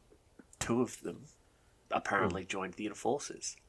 Yeah. And it doesn't say anything about any of his daughters being dead, except his belief that Lillian was dead. Yeah, right. Oh. Okay. Wow. So, Do you know what? We should be Palanite Enforcers. Look at that detective work.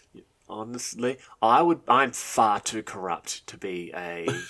wait a minute. No, I'd be a perfect enforcer. I would be so corrupt. I didn't see anything. Yeah, But you did all the killing. Well, then you didn't see anything. You didn't see anything. In fact, pop, pop, pop. Did anyone else not see anything? I didn't see anything. Pop, pop, pop. All right. Great. Yep. Sergeant, yes. Did you see anything? No, sir. That's what I thought. Yeah. All right, you'd make it. This is why you did run your Lorekeepers. So, getting back into it.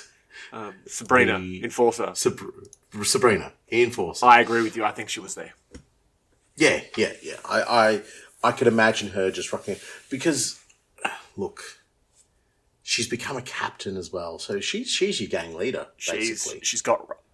Do we believe that she would have her sisters underneath her or even in the same Enforcer precinct as her? Oh, wow, that's cool. So she keeps them close. It's almost the Merdena way, isn't it? Yeah. You know? Yeah, or even, like, not necessarily in the same precinct, but adjacent precincts. So she'd just be like, oh, yeah, we when push comes to shove, all 3 of these precincts will fight together. Yeah. And surely she'd have to be corrupt if she's a Palanite. But not even that. But we haven't done an episode on the Enforcers yet. But they are basically... brainwashed is the wrong word, but they're basically brainwashed into ensuring that their number one loyalty is always to House Helmore. Yeah, yeah. which, unless she, because of her reputation and position, she left the house to join the Enforcers. So if her and these sisters have left just to join the Enforcers, could it be that they maybe didn't brainwash, they sort of like brain spritzed and sort of said, are you loyal to House Helmore? They're like, yep, and we hate Dad. Yeah. Okay. Brain spritz. They got brain spritzed, and I do like that one. Yeah. But the other thing that you mentioned earlier about not knowing the mothers of the daughters, that's important as well. So potentially, they had a law-abiding mother who was, maybe more loyal to the Helmores and just wanted to slum it a bit with Slate. She met up with the guy from the wrong side of the wastes. Classic tale, you've heard it 1,000 times. Yeah, it's like from West Side Story. West Side Story. Or like Ash Side Story, Grease. particularly. Yeah. The Bodyguard. The Bodyguard? Yeah, man. No Whitney way. Houston hooked up with the Bodyguard. Yeah, but she's not slumming it. She was Whitney Houston and he was a bodyguard. That's kind of slumming it. No, tight bond, relationship. Definitely Greece. And Greece is more prevalent in Necromunda as well because it's but all the Battle of related. Thermopylae was great. I loved that movie 300. Yeah, so did I. Yeah. So I didn't understand why they broke into song a lot. But I think the edit I saw, and they ended up in high school and they were breaking a song and then they were killing, Persians. I had a hell of a time with that movie. Can you imagine King Leonidas singing Grease Lightning? What what? Just Spartans. Well. Tell me more. Can you fight in phalanx? Tell me more. Hey, we've got 12 more ranks. That was good. That was really good. That was really good. Respect. Okay, Sabrina Doon. She's definitely corrupt because she's an enforcer, but she hates her dad, and I think at least her and possibly one of the other enforcer daughters were probably there. Why not the other one? Why only just one? This is during the Aranthian Succession. This is right. It's busy. It's quite busy. It's busy. It's a supermarket at Christmas time. Yeah, yes. that I don't know. I know it's 000 here. It's 911 in America. It's like 111? 111 in the UK, I think. I think so. 999. 999? Yeah, okay, it's 999. Yeah, so those numbers were dialing off the hook. And yeah. All just going to like nowhere in Necromunda or to a servitor that's still backlogging calls. Yeah, from a servitor years ago. Just smashing his face against a wall, being like, kill me.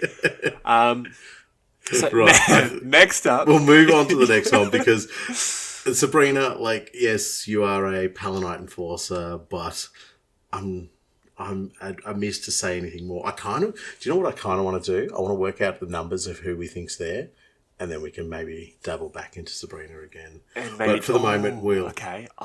Yeah. Gang idea? So, maybe. Vespa Merdena. Vespa Minx Merdena is a member of House Orlock and one of the 12 daughters of Slate Merdena.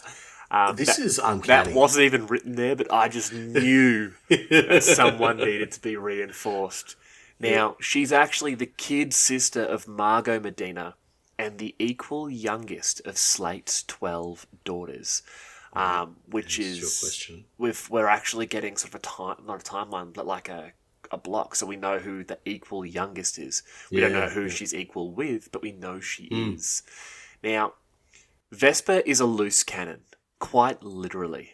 After getting involved in the family business, she joined the Sump Dogs out of Dust Falls, but in hardly any time was causing trouble for the clan and Hive Primus, killing people she shouldn't and starting fights with guilders and enforcers alike. To temper her rebellious nature, her father sent her out into the wastes where she would hopefully do less damage. This turned out to be a vain hope, as no sooner had Vespa arrived in Cinderac City that she fell in with a bad crowd of outland Orlocks and began raiding convoys all across the great equatorial wastes, perhaps in an effort to impress her older sister, the road boss. As a concession to Vespa's wild nature, Slate sent out one of his old crew, Big Pete Plainsman, to look out for his little girl. Of course, it didn't take very long for Vespa to wrap the old ganger around her little finger, with Pete regularly driving her quad, while Vespa hung off the back, laying down barrages with her belt-fed rocket launcher. Mischief.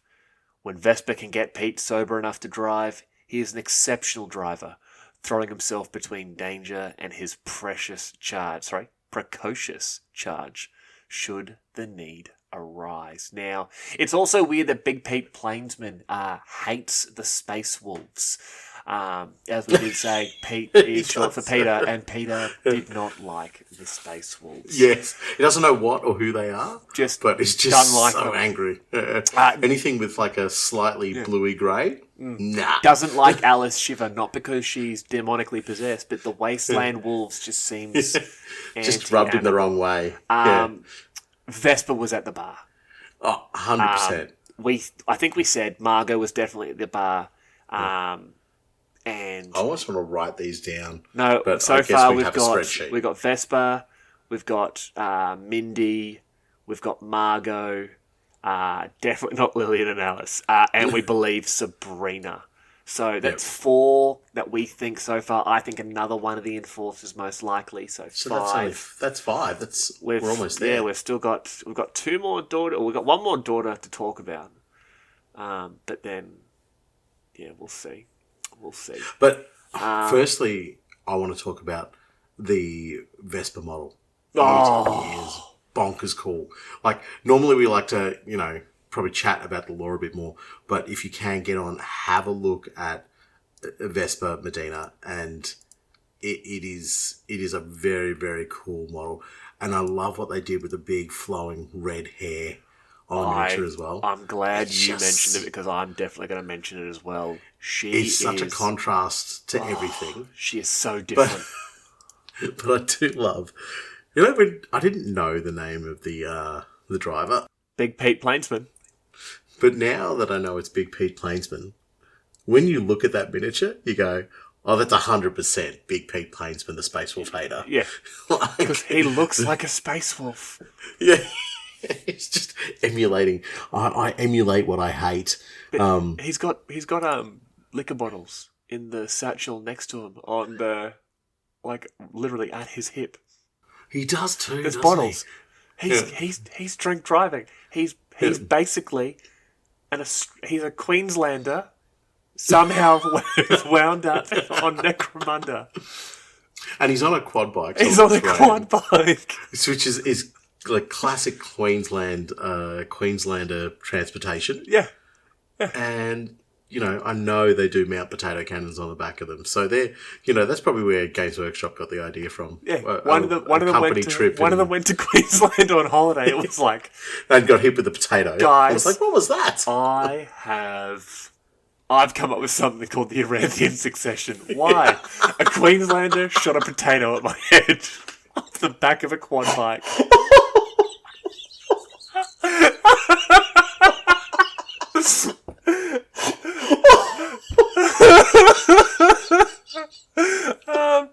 And everyone in the boardroom's just staring at him like, what? Please edit out some of this. Can you like that? Can you lay this out for us here? It's like, nope. Listen, you guys I'm going back to Queensland. I'm going to get me revenge. I'm going back to Queensland for a fact-finding mission, because there's a campaign in this somewhere. The genesis for the entire Aranthian Succession is a bloke being hit in the head with a potato.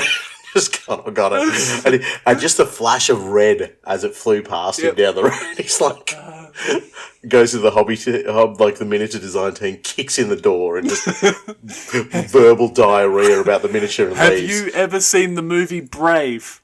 Yes. Remember the girl, the red hair, the bow? Yes. Make it a missile launcher, put her on the back of a quad bike with a Queenslander. So it's like, I've got you, bro. And he just quickly sketches it up like... Yeah, just scribbling.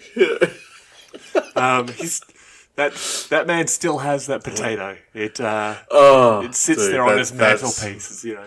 That nearly broke me. The whole genesis for the Aranthian Succession is a Queenslander firing a potato at some British bloke. Specialist game team, you guys are amazing the way you come up with your ideas. I love it. It's not even malicious. It's just how they say hello. Yeah. All right. So there's a fair bit with this character, other than helping create the Aranthian Succession, but look, first off, the miniature itself is an absolute cracker, and on top of that, the lore behind her is proper Orlock. Yes. And even so, where Margot is all about really sort of following in her father's footsteps. Vespa is probably more an Orlock, if you know what I mean. Vespa's just trying to impress her big sister. Yeah, but in a very Orlockian way. Yes. You know what I mean? Yeah. Like, she wants Margot to turn around and be like, I'm proud of you.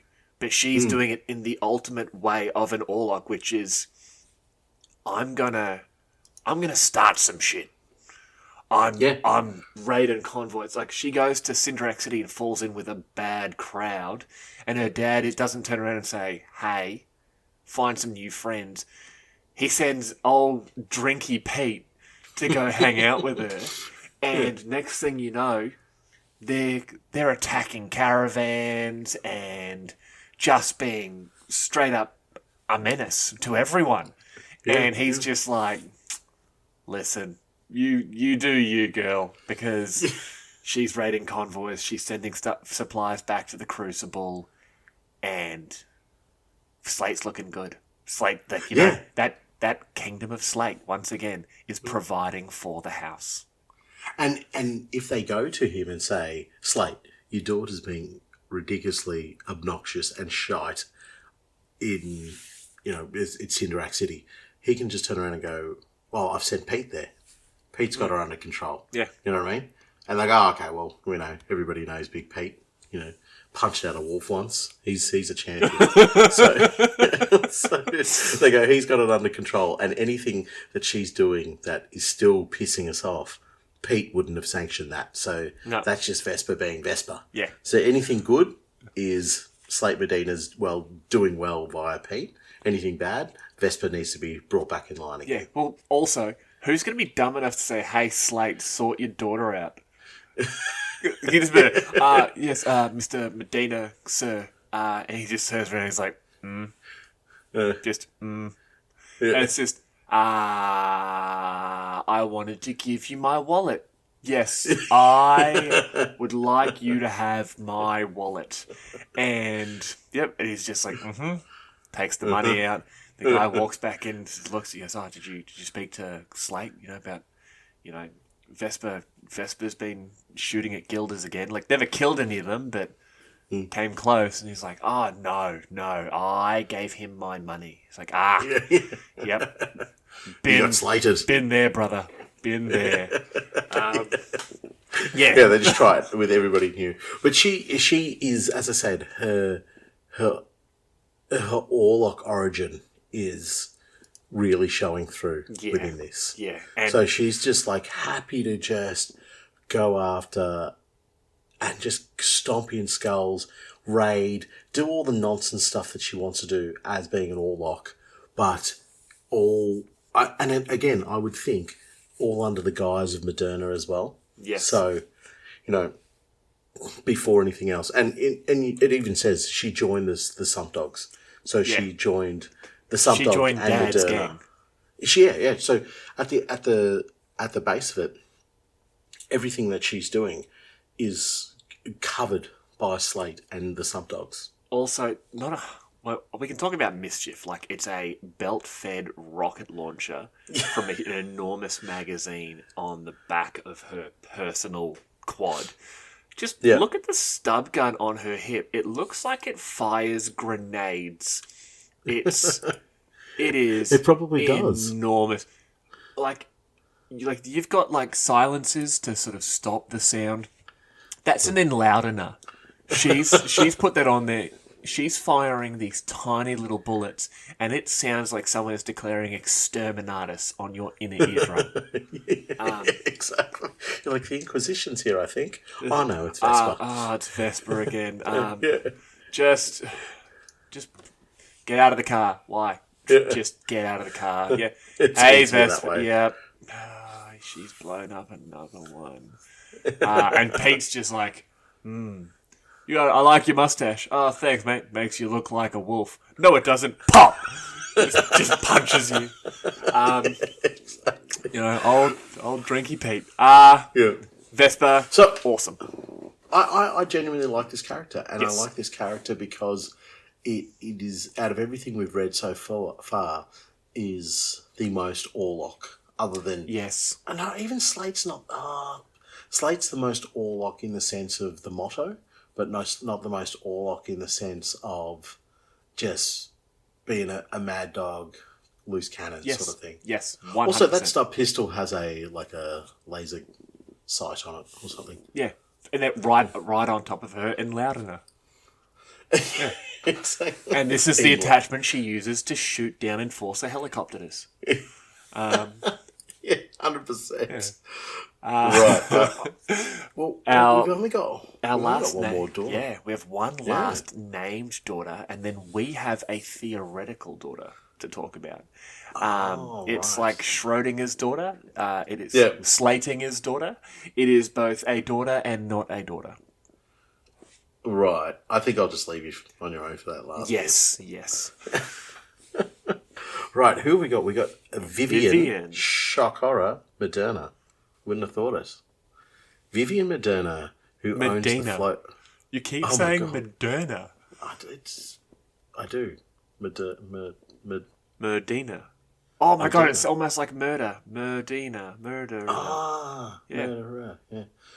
All right. Vivian Merdena. Wait, there was a correction. No, you've been corrected again. Gangbox.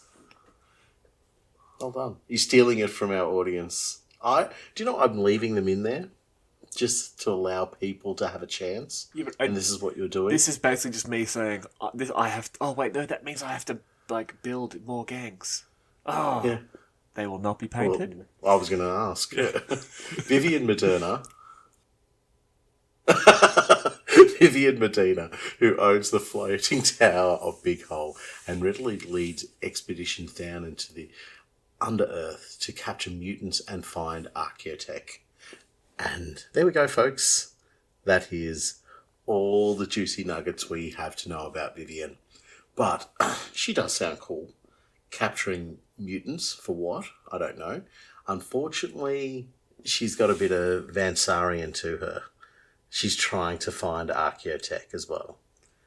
Well, I would think that finding Archaeotech and all that sort of stuff is very Orlockian of her, because that's how the Orlock started. Remember, they found the ship, and she's going down in Big Hole, heading down there, literally capturing mutants. Maybe as sort of like replacement drudges. So, okay, no, yeah, I had another train of thought. We're not talking about the drudges. Leave them alone. This is not an Orlock episode. This is a Merdena episode.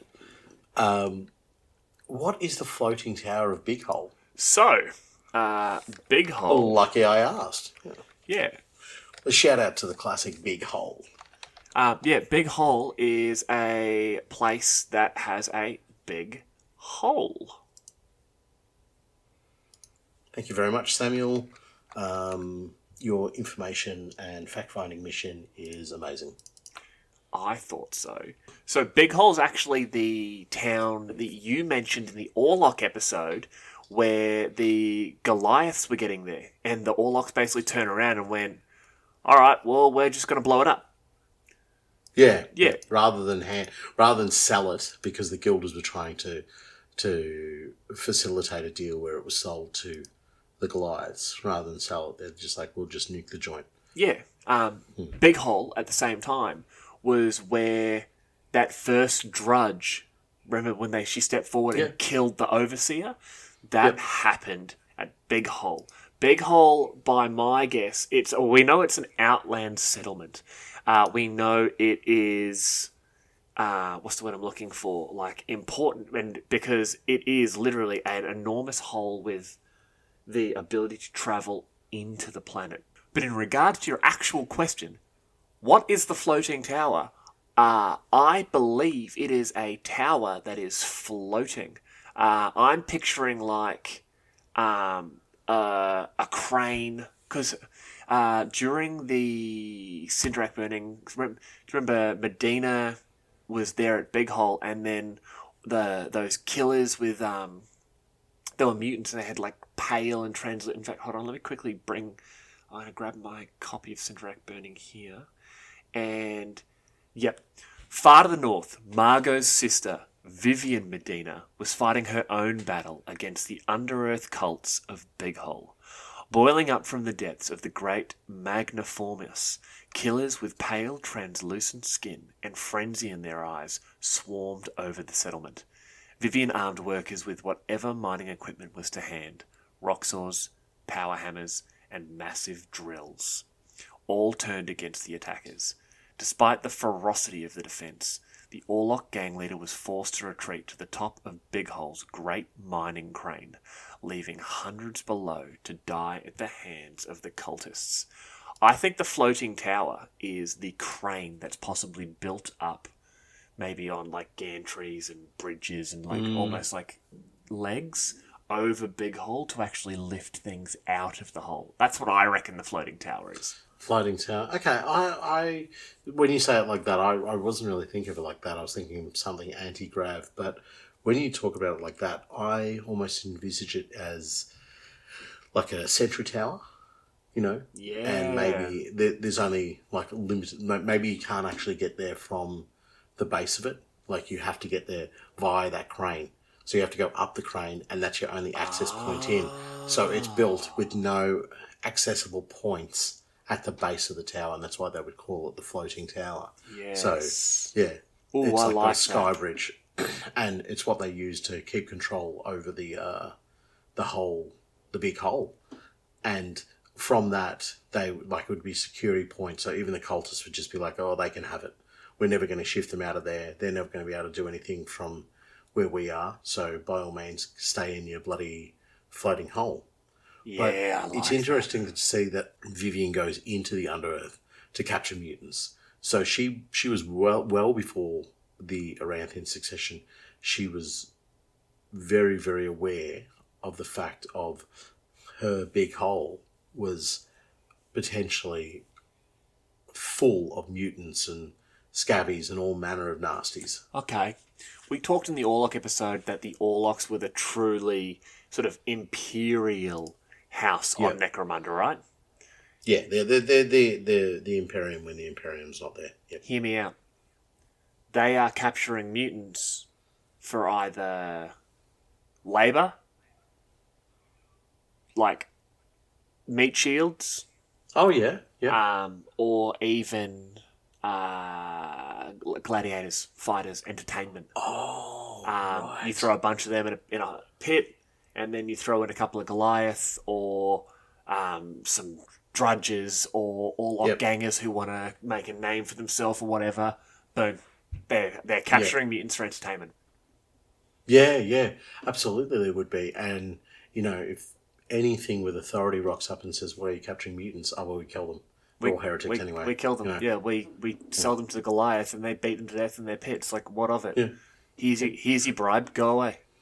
Yeah, I guess that's what they would be doing, wouldn't it? And then the real gem of what they're looking for is the archaeotech. Yeah. So, yeah.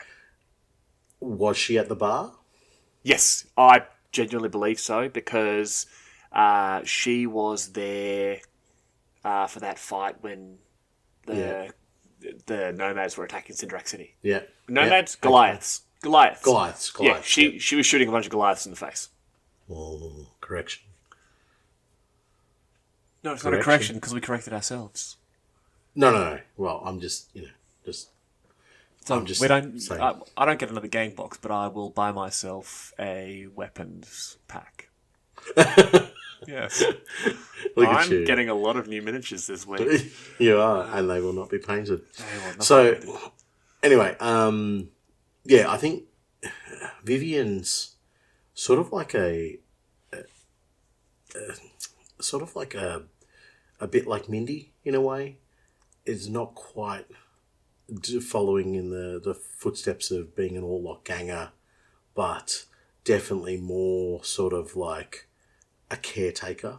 And when I say... Yep, I was questioning where you were going with that, but I understand what you mean, yes. Yeah, Mindy's like, the more docile of the group, we'll say, but Vivian's more more in line with her in the sense that I'm happy to have a single point of origin, thanks, and a place that I can come back to and not be on the road raiding and so forth. Yeah. So, and she would definitely be going out and hunting for one of her sisters, one of the remaining 6 that we do not know about. Yes.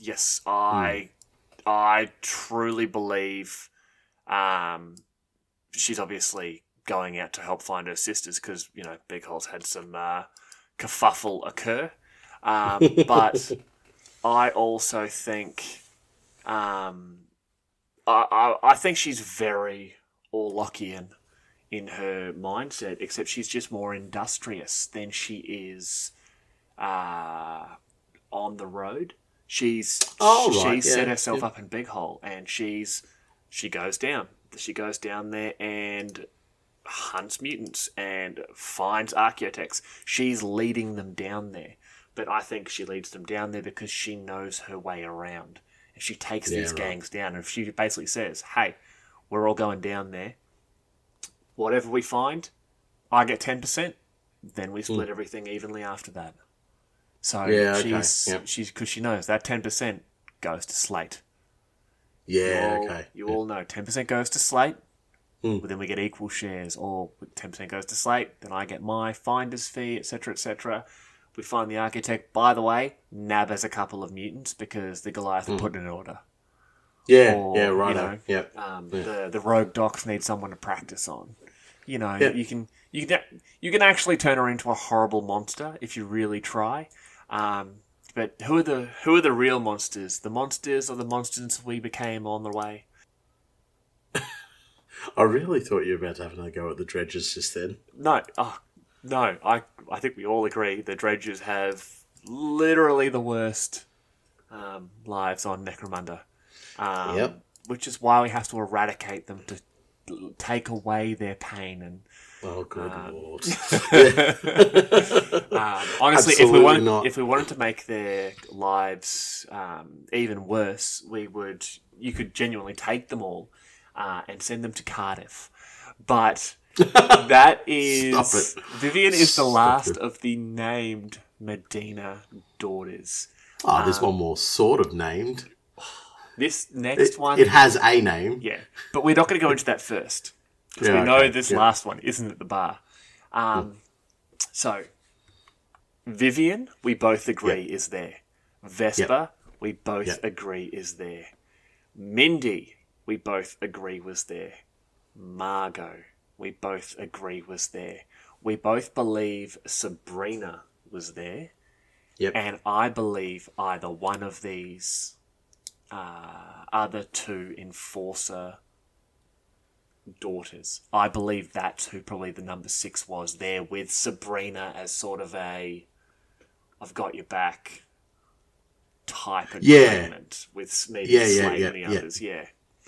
Or it's like we know about the grudge with Dad or whatever. One of us is going with you, The other one can't leave because, as we said, the phone was going off the hook. But the 2 sisters rock up, kind of got each other's back, almost like a little bit of an outcasts when they rock up. It's like wearing enforcer gear, Yeah, can you imagine these 2 enforcers walking into the Lucky 6 and everyone around is just looking, being like, "Oh, those 2 silly girls, those 2 silly," and then one of them's like, idiot, that's Sabrina Doon. That's one of Slate Merdena's daughters. Yeah, and then she just turns and looks, and the guy's just like, oh, God, I just insulted one of the Medina girls. I'm a silly girl. I'm a silly girl. So, yeah, I think that's our 6. So that means our remaining 6 who were not there is... Alyce, who is Alyce, busy being possessed and eating Enforcer souls. Yeah. Lillian, who is, I'm assuming, shaving her head and Windexing her eyes. Yep, basically a noctical. Yep, basically a noctical. Then we have the other Enforcer sister. The other Enforcer sister, yes. Yeah. And then there are 3 more. 3 more? Who we don't know. We literally haven't... we have let's an say idea. 2. We have 2 more that we... there is no idea. Yeah, there's 2 more we have no idea, but there is one that we've actually mentioned on a previous episode before, who we firmly believe is one of the missing Medina daughters. And her name is, well, as we've said here, Timmy Helmore. You see, Timmy Helmore is actually short for Tamisha. And no, it is absolutely not. That's not where we were going with that. We believe the murder cyborg that, I think it was me who so eloquently put it, shanked Ronti good. I believe that she was, in fact, one of the missing Medina daughters. And it's primarily because of this thought that happened during that scene where she was actually getting in there to attack Gerontius Helmore. A faint part of her mind still feared death. That part that retained a shadow of the person she had once been. But it was buried under years of mental conditioning. For the briefest moment, she had a memory. The vision of a tall man with bare, muscular arms and a wide grin. She sat upon his knee, her sisters playing at his feet. But then it was gone, replaced by the cold conviction of the task to be done. I believe this is possibly the oldest of the Medina girls, or the equal youngest. Yeah, righto, yeah, because she's sitting on an air while they're all hovering around. This might be Vespa, I believe possibly Vespa's twin. Righto. Because if she's the equal youngest, yeah. I believe the murder cyborg is the twin of Vespa Minx Medina, one of the missing Medina daughters, who has somehow gone outlaw. And as time's gone by, I believe that whatever power has set the Aranthian Succession into play, as I believe we've canonically stated, the somewhat Necron killing machines of the Aranthian family from the Aranæus continuity and control of the Iron Lords, has gotten a hold of this Medina daughter, this twin, and has turned her into the murder cyborg and effectively set the entire succession in play. Now, right, okay. Yeah. You might disagree. You might have a couple of different theories or parts of that. You might...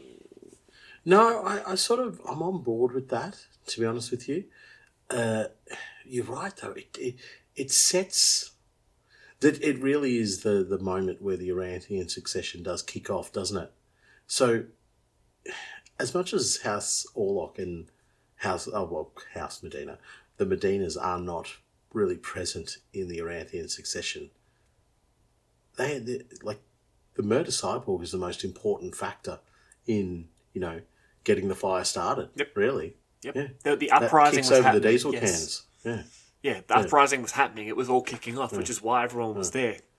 The planet was cooling. The Cicatrix Maledictum had opened and set all this off. But the planet wasn't in position yet to be overthrown. Yeah. This let's just call her Mary. Mary Merdena, Yeah. who was the twin of Vespa, Yep. has been turned into the weapon that has started to. She's the stone that has knocked that first brick out of this fortress walls. Yeah, She's exactly. she's hit that first domino. Yeah, exactly. And we begin to see it start to collapse. And we can be thankful for her, though. Because do you know why? From her, we got the return of the spires. I mean, I've always said friends don't let friends play spires. But at the same time, I am really looking forward to playing spires and the Caryatid primes. Yeah. So, I mean, it's the reason that we get back into Hive Secundus. Yes, it's the reason that we have so much expansion on the planet, and I think we are going to see such an awesome evolution to what's going on within Necromunda, within the setting, within the game, within the lore, because of this Mary Merdena. 100%. I think they're sort of like the sleeper agents of the Aranthian Succession of Merdenas at the moment. I really think something is going to happen with this family. There's something. It just feels like a trigger needs to be pulled, and you're just going to see the whole lot explode because he's getting the band back together for some reason as well. Here in the House of Iron, it actually mentions an FC Merdena. Would try. we say she's a funky cold Merdena? Yes. You had me for a second. Yeah. I was like, oh, really? You were just like, wait, what? How did we miss that? No. I saw your eyes. Felicity Charlotte Merdena. Felicia. Yeah. Felicia Charlotte Merdena. Done. Yeah. Funky cold Merdena. Done. I love it. Yeah. No, I agree with you. I think she's definitely the most important sort of part of this, and if it is true, I believe it is true, but if it is true, I would love for us to learn why and how, but mostly why. Yeah. These women, these sisters from however many mothers, or one mother. It could be one mother. Just. I don't think it is, by the way. Because, no, I think it's multiple women. Because even Vespa is like the youngest sister of Margot, so it's almost like they're bracketed off from each other. Yeah. Do you know what I mean? Yeah. So that means I would see the girls possibly seeing themselves all as daughters of Slate with different mothers. I still think they would all look at each other as sisters. Oh, no. Yeah, no, I'm not saying that. I'm saying the way it's written sort of informs us that, Vespa and her supposed twin younger thing, Mary, and Margot, are all three from one mother. Yeah, just the way it's written.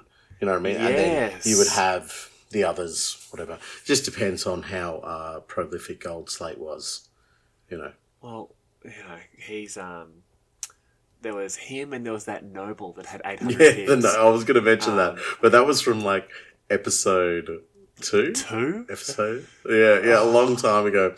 It was the noble who went down Hive and was. They're just like, yeah, we won't see him again. 800 kids later. Yeah, exactly. Okay, so gang ideas, and we said this was going to be quick. Do not look at your clock. We have been talking for a long time for a quick episode. Work's going to be great tomorrow. Yeah. Right. So my gang idea that has been brewing in my head since we read about her is around Mindi. Really? Yes. So it is Mindi's franchise gang. And what they go off and do is they go and help create franchises, they also smash other bars. I hate you. I had this There's no same way. idea. There's no way. Are you serious? Yeah. Oh, good. I got mine in first. Think on your feet here, bro. So, yeah, they basically go off and raid other bars. So you try and equip them with incendiaries, and they would have lots of axes. They would have lots of, things to just hack apart a bar, like loads of grenades, big heavy guns as well, just to make noise. So you'd have at least one bolter in there, where it's not even about like using it to wreck the bar. It's about like scaring the hell out of everybody within 2 or 3 Ks, making sure that nobody goes to that place ever again. And they would be brawlers. So, the wrapped chains around the knuckles, actual knuckle dusters, handheld. You try and give them like clubs and hammers and knives and all that stuff that they can secret into the bar, and then just start these brawls and just flipping these joints. And what they go do is they actually go into areas where they want to see a lucky 6. Yeah. And they smash the daylights out of the local bar there, and they're like, we're going to be back next week. No gang colours at all. No gang markings, anything along those lines. And then the bar would, it's Necromunda. They're not going to be simply rolling over and going, oh, well, we better boot off. They get themselves ready for another fight. So Mindi's boys come back the next week, smash the daylights out of them, totally burn down the bar, waste all, come in, buy the real estate, set up a lucky 6. Thank you very much. Yeah, my idea was similar. It was, but they basically go in and pull what Slate did. Is listen, you're going to change your colours and you're going to become a lucky 6. But I don't want to become a lucky 6. Well, what we're going to do is I'm going to drag you over this bar, and I'm going to kick the snot out of you, and my gang's going to stand behind me and watch that happen, and then I'm just going to take your bar. And these bartenders are like, maybe I do want to be a lucky 6. It's like, that's exactly what I thought, because she's this she's not an intimidating girl. She's like, oh sorry, but that's not me that's going to hurt you. It's my 9 enormous friends. Yeah, exactly. They're just like, and these Orlocks are just laughing because they're like, maybe this one will be dumb and say no. Yeah, I really like your idea. That is. I have an idea, just purely for the alliteration of it. It's Mindi's Mad Marketing Men. For the gang name. Mindi's Mad Marketing Men. Manvin's Mad Marketing Mindi's. It's a lot of M words. Right. I like so that. I don't quite have a gang name, but that's exactly Mindi's what it would be. Marauders. Yeah, Mindi's Marketeers. What about what is it? The people who actually go off and sell franchises. What are they actually called? Liars. that's actually good, but I like that. No. There's some franchises that work. In Australia we have like Jim's Mowing, Jim's Electrical, Jim's Door Locks, Jim's everything you can Jim's ever Politicians, Jim's Doctors, Jim's Dentists, Jim's Nuclear Power Plants. Yeah, no, we got Jim does for our overseas, but maybe even externally from Victoria. If you haven't seen it, look up Jim's Mowing and the franchises that are attached to it. It is Jim's ridiculous. Dog Wash, Jim's Window Cleaning, Jim's Daycare, Jim's... We are not joking. There is too many. Yeah. But, yeah, I would call them the full throttle franchisers. The full throttle franchisers. Okay. That's a hard one to say, actually. But I like it. Yeah. But I like it. Anyway. Yeah. Join our franchise, or these guys will kick the snot out of you, and then we'll take your bar. Iron-fisted franchisers, yes. Okay, so more importantly, what's your gang idea?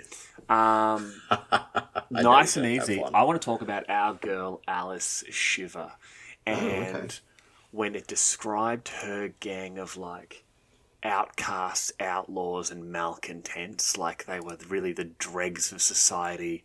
Yeah. with the telepathic chains that the Shiver was putting out. Dude. Yeah, that's cool. You do a gang of, of everyone. There's Goliath in there, there's Escher, there's Cawdor. Oh, that's cool. You model them specifically so their faces are in pain. You screaming heads and that sort of thing. And in my mind, the Shiver is able to control these gangers, but for only very simple options. Close combat, grab them, stab them, punch them. Shotguns, weapons like that don't need a lot of aiming, just general direction. In the middle of all of that, Alyce Shivver, with her mind bullets and her telekinesis, and she's floating up and down. And you'd have to give her Overseer for sure. It's like a leadership does skill. she have Overseer? I don't remember. It'd be cool. I know she's got what's the word I'm looking for? She has the psychic powers, but I genuinely don't, because what book was she in there? Book of Ruin. So it was not before sort of skills and that sort of, not skills, the skills and that sort of came into play. She has, looking at this one here, Headbutt, Non-Sanctioned Psyker, and True Grit. A pistol and a fighting knife, and then a bunch of psychic powers. If you took her as the leader of an outcast gang, you could sort of develop her a little bit more there. That being said, ballistic skill 4+, weapon skill 3+. You keep her behind. You keep her behind your gang and really let her sort of work from behind. Yeah, exactly. That's why I was thinking Overseer would be good, sort of like mind control. But you know when you're talking about like their eyes are all like in pain and stuff, you almost have like these little black tears, like they're crying oil. Yeah, exactly. That'd be really cool. And then have all their gear, like say it's a House Escher, but it's all dirtied and disheveled and broken, and like even the las gun or whatever they're equipped with is just not great. Yeah, it is. Yeah, that's pretty cool. Sorry, I did cut you off. What were you talking about? No, that's my idea. Like, you literally do them as this group of these poor bastards. Once again, I've mentioned them a couple of times, like that Chaos Cultist Psyker that showed up and just started enslaving the gangs with his mind. Like, you do it so these they might have been gangs that saw someone and were like, hey, are you okay? They might have genuinely been good people. They might have been bad people. And unfortunately, the Shiver and Alyce Shivver is a badder person than you are. And she has the ability to enforce her being a bad person. Yeah. I like it. I'd do them as like this gang of, gangers with jobs, really. Yeah, all the outcasts or survivors or whatever's left of a gang, and they throw themselves together. Yeah, right. So, like, maybe, she rocks up and two gangs have been fighting each other and she's like, I'll just take these. I'm just there's three of you left. Yeah. We'll loot the other gangers that are left and kill whoever's injured. Kill whoever's injured. Yeah. Yeah. That's sick. All right. That's cool. I like that idea. I really like all of this. Dude, it is late. You have work in a very few hours. And this has been a really short episode. So sorry to our audience for having to only endure a few minutes and not the, I think, like 2.5 or so hours that we have been talking about the Merdena family. So, all right, man, closing thoughts. Something that I've sort of been highlighting on throughout the episode is the importance of the Merdena family to Necromunda and the plots and the stories that are unfolding upon it. And I really, really hope we see them in Secundus. I really do, because they definitely have some loose threads that need to be tied off. Love to see it, but, we're not in control of that destiny. What about yourself? Your closing thoughts on this one? I think that Slate Merdena is one of these almost historical fire starters where these actions they take, the things they create have such an effect on society that it's almost impossible to think about how society would have continued or have gotten to a point without them. And Slate Merdena's daughters, Slate Merdena by himself, with the power and the play that he's put in, and then Slate Merdena's daughters are creating so much change and so much power for the house that is Orlock, for the clan that is Merdena, for the franchise that is the Lucky Six, for all of it. They've created so much change and they've had so much of an effect on Necromunda that I think it's dumb to think they wouldn't be in Secundus, or they wouldn't be. Hell, one of the daughters might be on the Eye of Selene. One of them. Oh, true. One of them might be a prisoner in the Zalctra prison hive. Like, we don't know. And even the ones we do know about, there's such small amounts written about them that it could that might be a placeholder for. It turns out Vivian is an active serial killer and a chaos cultist. Like, we don't know. Sabrina might be, plotting an uprising against the House of Ranthus. Like, it's there. And it specifically mentioned that Slate is getting his daughters to find the other 6, including the ones he is at combat with, including the ones that he knows maybe aren't good anymore. So with the mindset of, like, even getting rid of them as well. No, he's pulling them together to make sure they are all on the same page. Right. I think he's going to. I think he's turning around. He says, "Alyce, you want to take over the whole damn house? I don't care. Fine, I'll help you. Right now, you have a job, and that job is to side with your family. Sabrina, I shot you. It sucks. Do you want to shoot me? We'll call it even."